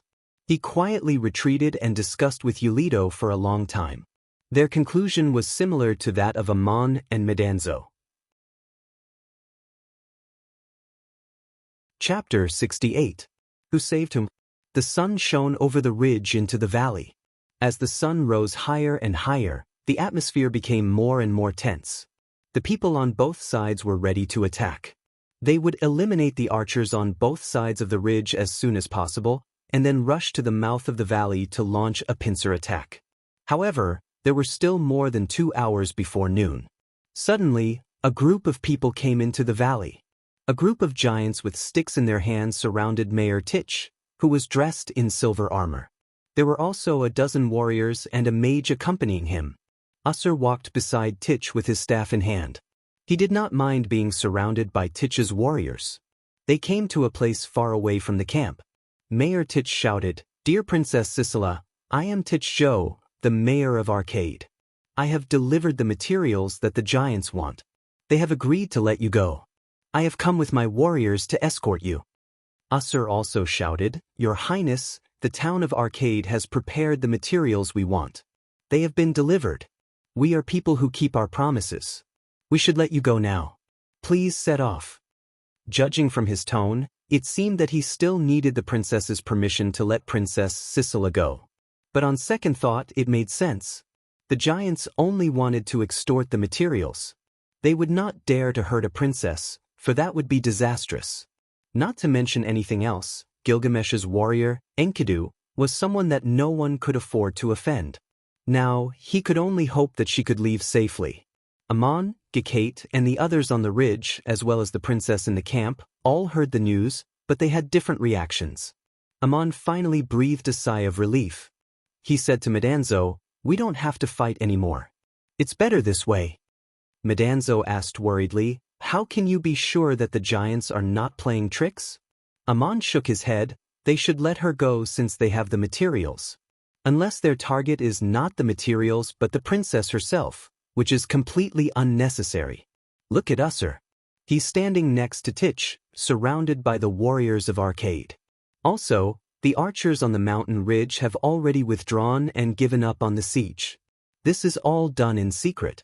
If they don't have sincerity, there is no need to do so. Inside the tent, Princess Sicila's face darkened. The string of beads in her hand broke into pieces. She cried out, "How could there be so many supplies? How could a small town like Arcade prepare them all? Taking livestock, food, farming tools, seeds, and cloth from house to house will deprive the residents of most of their winter supplies. It will definitely cause a revolt. Even if we forcibly collect them, it will be impossible to complete the task in 3 days." Perry's face darkened as well, but it seems that Mayor Titch has done it. He's a rare talent. If that's the case, a mayor of a small town should have the ability to govern a big city. Those simple-minded giants are trustworthy. They said they would release you as soon as the goods are delivered. What should we do now? Princess Sicila gritted her teeth. Since we're putting on a show, we must put on a good show. Let's go. Perry's eyes were gloomy. I'd like to see what kind of person the mayor is. He ruined your plan. Princess Sicila suddenly smiled faintly. My dear Supreme Mage, you shouldn't think like that. He did his best to save me. That shows his loyalty and ability. There aren't many people like him. We should take this opportunity to thank him and win him over. Then we should train him well. It's an unexpected gain. Perry hurriedly bowed and said, Princess is wise, he is only the mayor of a small town. If he receives your praise and nurture because of this matter, he will be loyal to you wholeheartedly. He will become a very useful person to us in the future. But what about Prince Benut? Should we give up on our original plan? If we do that, he will become the hero who saved you. That's the opposite of our original plan. Princess Sicila answered expressionlessly, we can only play it by ear. We don't know if they came with Mayor Titch. If they're still lurking around when we go out, it'll be easy to cause a misunderstanding. You can pretend to notice something amiss and attack the enemies lurking around. We can still get them involved. Who knows if they're lurking in the dark to assassinate us? It's impossible not to arouse suspicion. When the time comes, I can explain to them generously. I won't hold them accountable for their malice. I'll just express my gratitude and let the people in the capital talk about it. Perry nodded, You're wise, Your Highness. I'll inform my men to prepare for this. Let's go. Prince Benut, who had changed his name to Yulido, didn't know that he had fallen into a well-planned trap. He frowned when he heard the conversation between Mayor Titch and Usher. He said to Gekate, Let's go down and meet up with Mayor Titch. We shouldn't hide here anymore. Gekate hesitated. How can you be sure that the giants won't trick us? If anything happens, we'll be able to deal with it in secret. Prince Benut frowned. If we don't need to do anything, it'll be hard to explain if we're discovered. Have the archers over there retreated? If they're gone, we can go down. The giants won't be able to trick us. Besides, we've already got what we want. There's no need to hurt the princess. We'll meet up with Princess Sicila's guards. As long as we get out of the valley, we won't have to worry about anything. When Perry walked out of the camp with his staff and 8 guards protecting Princess Sicila, a group of people came down from the ridge on the left. Gekate was no longer in the lead, but Prince Benut with a long sword at his waist. The giants were shocked and shouted, Hey, why are you guys here?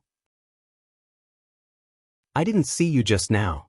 Prince Benut bowed. We came with a large group of people, hiding in the dark to prevent any accidents. Since you've kept your word, we'll come out to welcome the princess and escort her out. Usher was startled. He turned to Mayor Titch. You're really something. You've already sent your men here to ambush me. Are you worried that I'll go back on my word? There's no need for that. Look at my men. Which one of them would play such a trick? Mayor Titch smiled. It's better to be safe than sorry. I have to ensure the princess's safety. These are the warriors I recruited from the town. Prince Benut led Gakate and the others down the mountain, but he didn't meet up with Mayor Titch. Instead, he went straight to Princess Sisela. He knelt down on one knee and saluted her. Your Highness, my dear aunt, I'm so relieved to see you safe and sound. His entourage also knelt down and put their weapons on the ground. Princess Sisela and Perry's faces darkened, as if they had been punched in the face. But the princess soon put on a charming smile and asked in surprise, Benut, my dear nephew, how did I meet you here? Benut answered respectfully, I was on my way to visit the battlefield where Humbaba was killed by Gilgamesh and Enkidu. When I passed by the town of Arcade, I saw the mayor recruiting warriors. I learned that you were kidnapped by the giants, so I disguised myself as a warrior and came here to save you. While they were talking, two people were dumbfounded. Mayor Titch was also dumbfounded. He knew that the young warrior Yulito was not an ordinary person, but he never thought that he was Prince Benut, the youngest nephew of King Hammurabi II. It was said that Prince Benut was an indifferent person and rarely got involved in the complicated power struggles in the capital. He spent most of his time making friends and hanging out, but he had a good reputation in the kingdom. I can't believe I recruited His Royal Highness to join the escort team and even gave him orders as the leader of the team. Amon was also dumbfounded. It turned out that he had been mistaken all along. Although he was far away from the princess, he could see her face clearly. She was a lovely girl, but she was not Yunamna.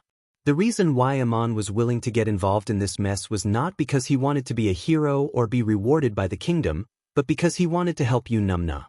He always thought that Princess Sisela was the girl he met in Som. Madanzo pushed him from behind and said, What's wrong, Ammonius? Princess Sisela has come out, and the escort team has already met up. Shall we go down now? Aren't you Princess Sisela's friend? Can you introduce me to you later? When he saw Mayor Titch wearing the armor he left behind, and Prince Benut suddenly appeared in the crowd, he could not help but want to go down the mountain. If he did not show up soon, the limelight would be stolen by someone else. Amon was startled for a moment. He explained with a bitter smile, I was mistaken. Princess Sisela is not the girl I know. She can't possibly know me. Please introduce yourself when you go down the hill. Madanzo was tongue-tied. My God, you're really something. How could you make such a mistake? He whispered to Metatro, Princess Sisela isn't who I thought she was. We can't admit that I was the one who sent the magic signal yesterday. She doesn't know that I'm a sorcerer. We can't expose ourselves in this kind of situation. Metatro and Metatro walked down the hill. Amon suddenly realized something and whispered to Metatro, Princess Sisela is not who I thought she was. Madanzo also realized the problem. He nodded, Thank you for reminding me. I almost didn't think of it. While they were talking, Princess Sisela was walking towards Prince Benut. Perry whispered in her ear, Your Highness, something is wrong. Gakate and his men came down from the left side of the mountain.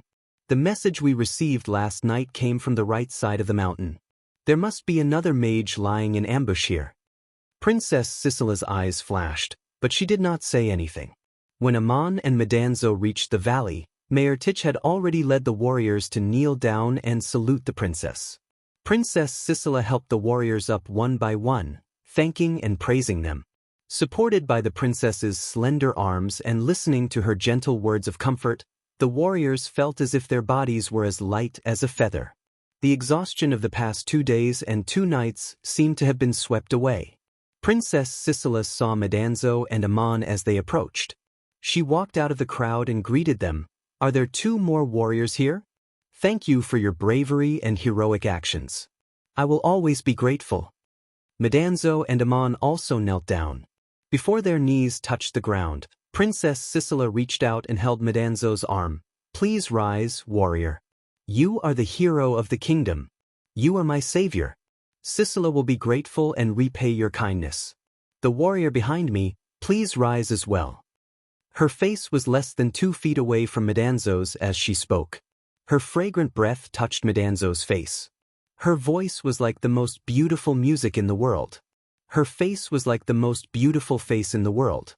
Madanzo was stunned for a moment. He hurriedly collected himself and lowered his head. As a knight of the kingdom, it is my honor to serve the princess. Now I know that I came with Prince Binut. It is even more of an honor. They both knelt down at the same time. Princess Sisela helped Madanzo up first. He looked even more majestic than before. Aman seemed to be his attendant. Aman followed Madanzo up, but he noticed that a red-lipped, white-toothed mage behind the princess glanced at him. The gaze made him feel uncomfortable, as if he had been bitten by a poisonous snake. Princess Sisela joined the rescue team. By now, the Highlanders who accompanied Mayor Titch were nowhere to be seen. They seemed to be running away as fast as they could. They escorted Princess Sisela and Prince Binut out of the valley and down the mountain along a narrow path. They didn't pass through the plateau where they were supposed to check the supplies. Instead, they followed the route arranged by Mayor Titch and went straight back to where they came from. Several dangerous mountain passes were guarded by Mayor Titch's warriors. Along the way, Princess Sisela kept praising Mayor Titch. The mayor was so embarrassed that he almost floated in the air, his face flushed with excitement. Of course, the noble princess could not walk on the rugged mountain road. Titch had prepared a soft chair made of 2 wooden sticks and ordered the strong warriors to carry the princess. Mages were also on her side to protect her. It was not until dusk that they finally walked out of the mountains. In front of them was a trade road that was wide enough for carriages to pass. Aman walked silently at the back of the team. No one knew what he was thinking. He didn't know why, but the viper-like eyes of the mage beside the princess worried him. He felt that the mage was dangerous and unfathomable. At this moment, he suddenly froze, as if he had encountered something inconceivable. He heard a voice beside his ear, and it was accompanied by a string of laughter that sounded like silver bells. My handsome hunter, brave hero, I thought you weren't interested in beauty and power. But it turns out that you're willing to risk your life to rescue Princess Sisela. Do you want to get close to the most famous beauty in the kingdom? Aren't you afraid that I'll be jealous? The voice came so suddenly that it sounded like it was right next to his ear. Aman recognized it. It was Yunamna. Looking around, Aman saw that no one else reacted. He was probably the only one who had heard Inanna's words. What a brilliant message transmission magic. Aman didn't know where Inanna was and couldn't answer her. He couldn't help but feel a little strange. He had to pretend that nothing had happened and continued to follow the team. Since Yunamna had spoken, there must be something else. Aman decided to listen to her. Sure enough, Yunamna's voice came again, as if it was directly in his head. My little Aman, you're a lost sheep in my flock. It took me a long time to find you. You must be curious about who I am, right? If you want to know, please ask your friend to leave and find me in the tribe of the Highlanders alone. The giants have left. I'll wait for you there. I'll tell you what happened and what fate awaits you. It seemed that she wanted Aman to send Madanzo away and return to the Highlanders alone to find her. It seemed that she wanted to tell Aman something very important, but she didn't say when. When Aman wanted to hear more, Yunamna was silent. The main road came into sight. There was a carriage waiting for them at the crossroads. They had left the mountains. Prince Binut heaved a sigh of relief. He said to Princess Sisela, who was sitting on a pole, "It's the kingdom's great fortune that you were able to escape unscathed. However, those barbaric tribes dared to kidnap you. If they don't receive severe punishment, they can still enjoy the extortion. This is a kind of indulgence and encouragement for their evil behavior. In the future, you'll face more threats when you travel around the kingdom. Therefore, they must be punished severely. As for how to deal with them, Your Highness, please tell me." Princess Sisela waved her hand and said, "Dear Binut, thank you for your help and warning. I'll deal with them. Before I punish them, I'll show them the kindness of the kingdom. I'll give them a chance to atone for their sins and repent." As they spoke, they came to the main road. They saw the two warriors guarding the carriage looking back nervously. Princess Sisela and the others had come from the mountain path. Only now did they notice that the Highlanders had also come down the mountain. Usher was leading a group of tall and strong warriors. They were not in a fighting stance but in a welcoming stance. They were standing not far behind the carriage. How dare he come down the mountain and come to this place? Nobody was afraid of them now. They could fight to the death and Princess Sisela would be able to escape safely. The warriors drew their weapons and got ready for battle. Mayortich shouted, "Usher, how dare you come down the mountain? Are you here to plead guilty?" To everyone's surprise, Usher was really here to confess his crimes. His answer shocked everyone. The leader of the allied tribes led the giants and knelt down together. "We are here to confess our crimes. The barbarians in the mountains have not been educated by the kingdom. We besieged the noble princess just for some daily necessities. This is a serious crime. We are aware of our mistakes, and we ask for the kind princess forgiveness." What the hell was going on? Prince Benut's attendant, the mage Elliot, said, "Your Highness, we can't let them go so easily. We can't encourage and condone such crimes." Chapter 69. Notice of book activities and asking for monthly votes. In recent years, I have been obsessed with sharing the stories in my novels with my fellow readers. Every day, I am immersed in the plots and characters of the story world. It seems that I have neglected something that many people think I should be doing, but I have no regrets. Updating my writing every day is what I am most willing to do, and what I am devoting myself to doing. Apart from writing, my fellow readers have been very enthusiastic about communicating with each other, and I have organized many activities. Unfortunately, time and energy are limited, and I have not been able to have more exchanges and discussions. After finishing Earthmaster and before the release of Dubhe, I traveled to Nanjing, Chengdu, and other places, drinking with my fellow readers whom I have only heard of for several years, but have never met in person. Even now, I am still reminiscing about it. It is a pity that I was in a hurry at that time. In order to celebrate the release of the new book, a series of book friend activities will continue. The first wave is Dubhe Cover Design Collection, which will be held this month. The second wave is Beijing Book Friends 5 Pots of Orchid Fragrance Gathering, which will be held on the 24th of July. For those readers who are interested, please refer to the detailed pinned announcement in the book review section. It is already the middle of the month that my new book has been on the list. Normally, I do not wish to disturb your reading, so I am not asking for many votes. But as mentioned before, the purpose of the list is to let more people who like this book have more opportunities to read it.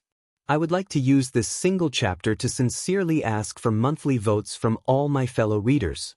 I hope that everyone will support me with your monthly votes. Many thanks. Young Master Su, Xingji.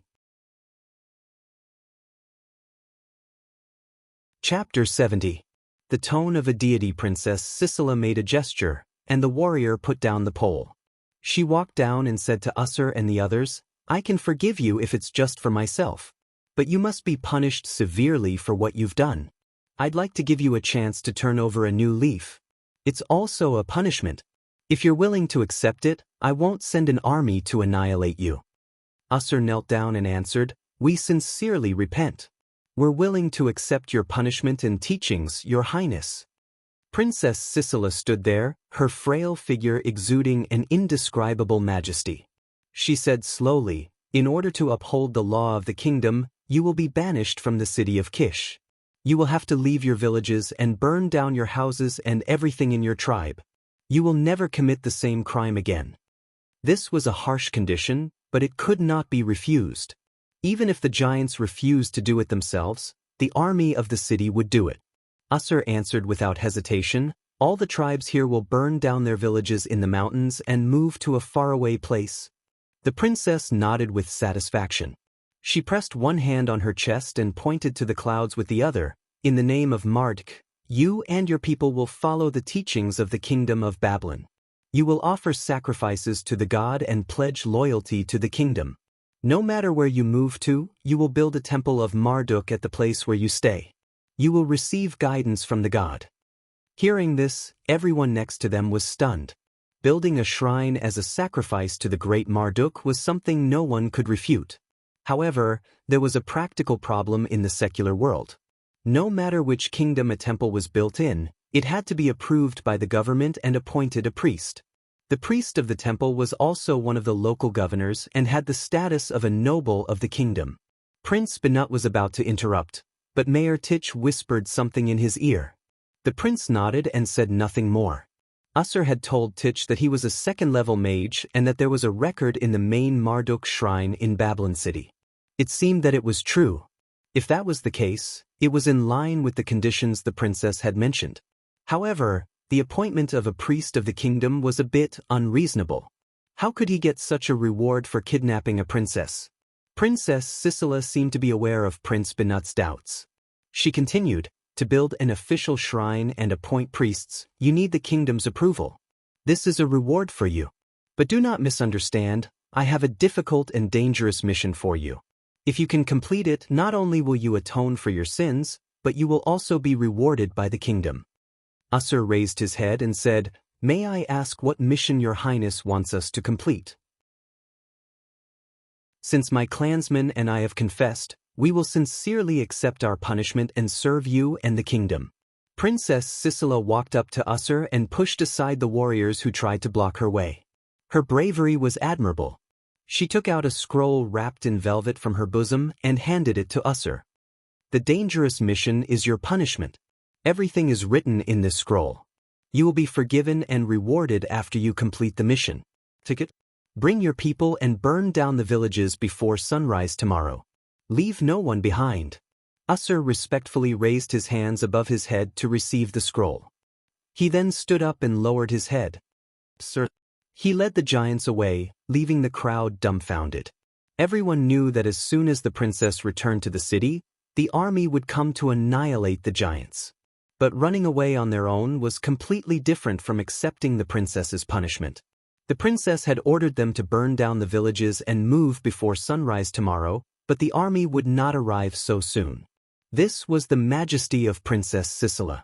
She was besieged by the giants, but with her courage and charm, she made the barbarians obey her orders and accept their punishment willingly.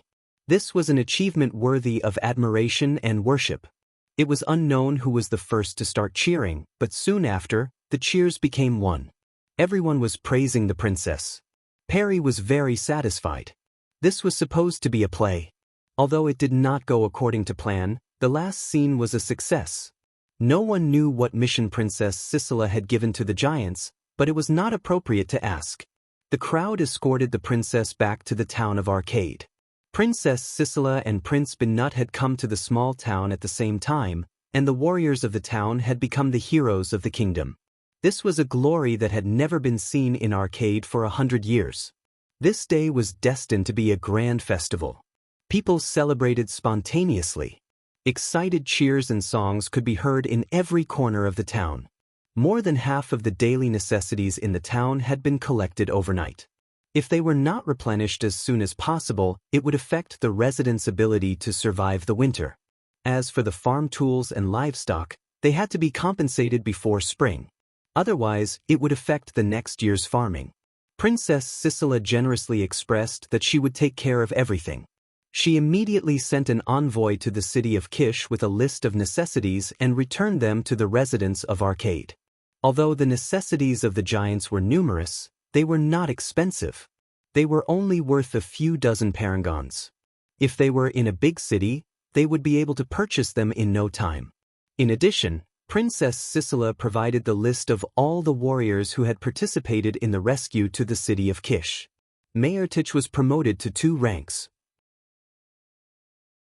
Although Tich was still the mayor, his position was already comparable to that of an official in a city-state. Apart from the lord of the city, each city-state also had its own financial department, archives department, justice department, agriculture department, and other departments to manage the government affairs. The officers of each department were called financial officer, clerk, justice officer, property officer, etc. The deputy officers of each department were at the same level as Tich. This was just the beginning. With Princess Sisela's appreciation and support, Mayor Titch had a bright future ahead of him. There were a few heroes in the rescue team who deserved special rewards. Binat and his entourage did not need to be rewarded, as that was the business of the royal family. However, Madanzo and Aman had to be rewarded handsomely. Titch cleaned up his house for Princess Sisela, and asked the chief priest to clean up his courtyard for Prince Binat's stay. The place where Princess Sisela would meet and reward the two brave warriors was in the shrine of the town, in the side hall with the relief of Goddess Murin. They were called in alone for a cordial audience with Her Highness. First, after the salute, Princess Sisela gave him a seat. She smiled at him and asked, "My hero, you are a Mon, right? May I ask where you are from? The kingdom needs talents like you, and I would like to thank a hero like you." In front of Princess Sisela, beside her stood the mage Perry, and behind him was the sculpture of Murin. Aman felt a little uncomfortable, as if he was being pierced by all kinds of eyes. He bowed and answered, "I'm a hunter from the deep mountains. I practice body arts to catch prey, so I'm used to traversing the wilderness. This time, Mayor Titch recruited me to rescue Her Highness, and the giants were convinced by your majesty. I'm ashamed that I didn't do much." Princess Sisela waved her hand, "Don't say that. I wouldn't have come back safe and sound without your protection. What kind of reward do you want? As long as it's within my power, I'll try my best to grant it." Perry placed 2 plates in front of Aman, one with 2 parangons and the other with 40 gold coins. He said calmly, "These are not your reward, but the gratitude of the city. I don't know if it's more convenient for you to use parangons or gold coins. You can take any plate you like." Aman did not stand on ceremony. After thanking him, he reached out and took the 40 gold coins. Perry looked a little confused, but he didn't say anything. Princess Sisela was still looking at him with a smile. "My brave warrior Aman, you haven't told me what you want." Aman shook his head. "I accepted the mayor's offer of my own free will. I don't need any extra reward from you." Princess Sisela shook her head. "No, you must accept it." Perry reminded him, "Aman, this isn't just about you. If you don't accept the princess's gratitude, what will happen to the other warriors? If the princess doesn't thank the brave warrior who saved her, what will the people of the kingdom say? It's about the princess's reputation. You must accept it." Princess Sisela smiled. "You don't have to be so strict, Perry. Aman is just a hunter in the mountains. He doesn't know many things." Then he said to Aman with a pleasant expression, "My brave warrior, I sincerely want to thank you. Please tell me, what is it that you want the most in your heart?" Aman raised his head and looked into her eyes. "Thank you for your generosity, my beautiful princess. If you must, I can tell you. Not long ago, I went to the capital and saw your fiancé, Gilgamesh, entering the city with gifts. He gave you 3 tendons and 12 tusks of humbaba. It's said that they are the best weapons for warriors. If I can do more for you in the future, I'd like to receive 1 tendon and 1 tusk." Perry's face turned angry.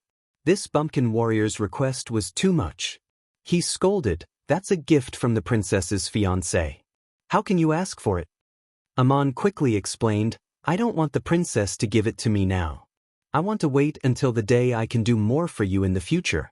When I can do more for you and earn your gratitude, I hope you will accept my request. Since you have asked, this is what I want. I don't want anything else." Princess Sisela stared at Aman blankly for a while.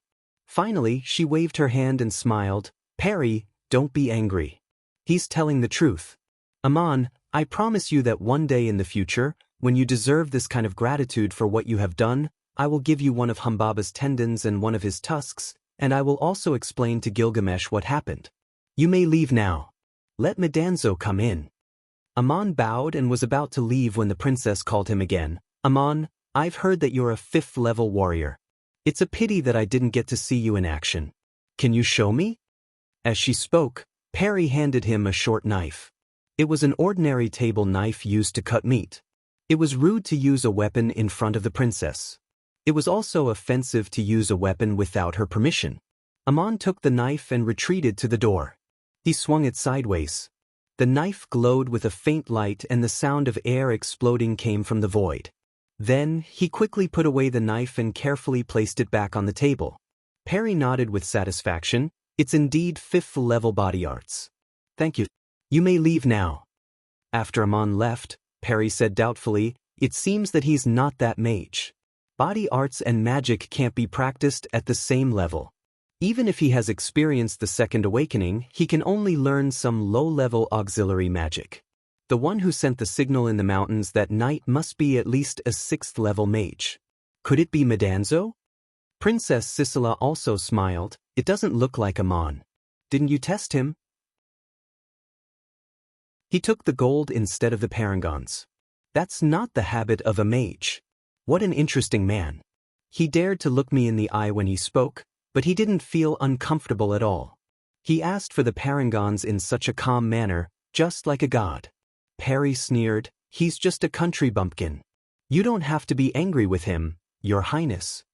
Princess Sisela smiled, I'm not angry. I just think he's an interesting man. When Medanzo came in, Princess Sisela straightforwardly asked him to show off his skills as a 4th level warrior. Medanzo took the knife, waved it in the air, and handed it back to Perry. When the gold and parangons were served, Medanzo took the parangons without hesitation, for it was more convenient to carry them around. When Princess Sisela asked him what he wanted most, Medanzo thought for a long while and then knelt down. To tell you the truth, Your Highness, I am a resident of Babylon City. My great-grandfather was a 6th level mage in Marduk's shrine. But over the years, my family has lost its glory. In my generation, we have not only lost our territory and hereditary titles, but also lost our noble status. The last wish of our ancestors is that our descendants can reclaim our family's glory. Please tell me what I should do, Your Highness. Princess Sisela looked at Medanzo and smiled happily. Although I don't have any real power, as a princess of the kingdom, I can bestow upon you the status of a noble. You have made such a great contribution. All you need to do is to inform me when I return to the capital. From now on, you are Lord Medanzo. You can be exempted from taxes. But you will have to wait until I return to the capital to officially become a noble. As for the hereditary titles and territories of your ancestors, it won't be easy to restore them unless you can make real contributions to the kingdom in the future. Medanzo said gratefully, Yes, I understand. As long as my noble status can be restored, Your Highness, it will be enough. From now on, I will have to rely on myself. Princess Sisela asked again, You can follow my caravan back to Babylon City, or you can take the document I signed to the governor of the Archives Department. I won't be staying in this town for long. I will leave by the city of Kish the day after tomorrow. Brave warrior, will you escort me all the way to the capital? You are the witness of this incident. I wish to bring you back to the capital. Medanzo answered, I am very willing to follow you back to the capital, Your Highness. But I have an appointment with a friend, and we happen to pass by the town of Arcade. I need my friend's permission to leave without permission, or I will be breaking my promise. Princess Sisela blinked her eyes and said, Oh, your friend is Amon? Then you can discuss it with him and tell him it is my idea. I will leave the day after tomorrow. You can follow me when you decide. When Medanzo was about to leave, Princess Sisela stopped him again and asked, My lord, how did you meet Amon? And how did you become friends? He claimed to be a hunter in the mountains. How did he meet you? Medanzo was a little embarrassed, but he answered cautiously, I don't mind if you laugh at me, Your Highness. I used to travel to the mountains in the Euphrates Valley, trading with the dwarfs who are good at smelting. I earned some money to support my family. That's where I met Amon. Perry was interested, Is Amon a dwarf too? Medanzo answered, I was attacked by a wild beast in the mountains and almost lost my life. He happened to pass by and saved me.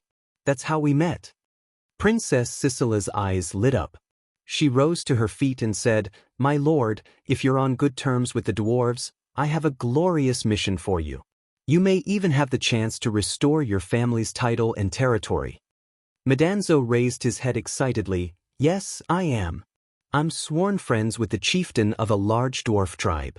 What glorious mission would you like to give me, Your Highness? Princess Sisela was not in a hurry to answer. She waved her hand and said, When you return to the capital, you can come to me directly and tell me your name. It would be even better if you could come with me. You can leave now and settle your own affairs first. After Madanzo left, Perry frowned and said, "It seems that he is not the mage. He is indeed a fourth-level warrior. Someone is spying on us in the dark. We must be careful and return to the capital as soon as possible. Your plan is beneficial to the kingdom. Don't worry about the king finding out about it.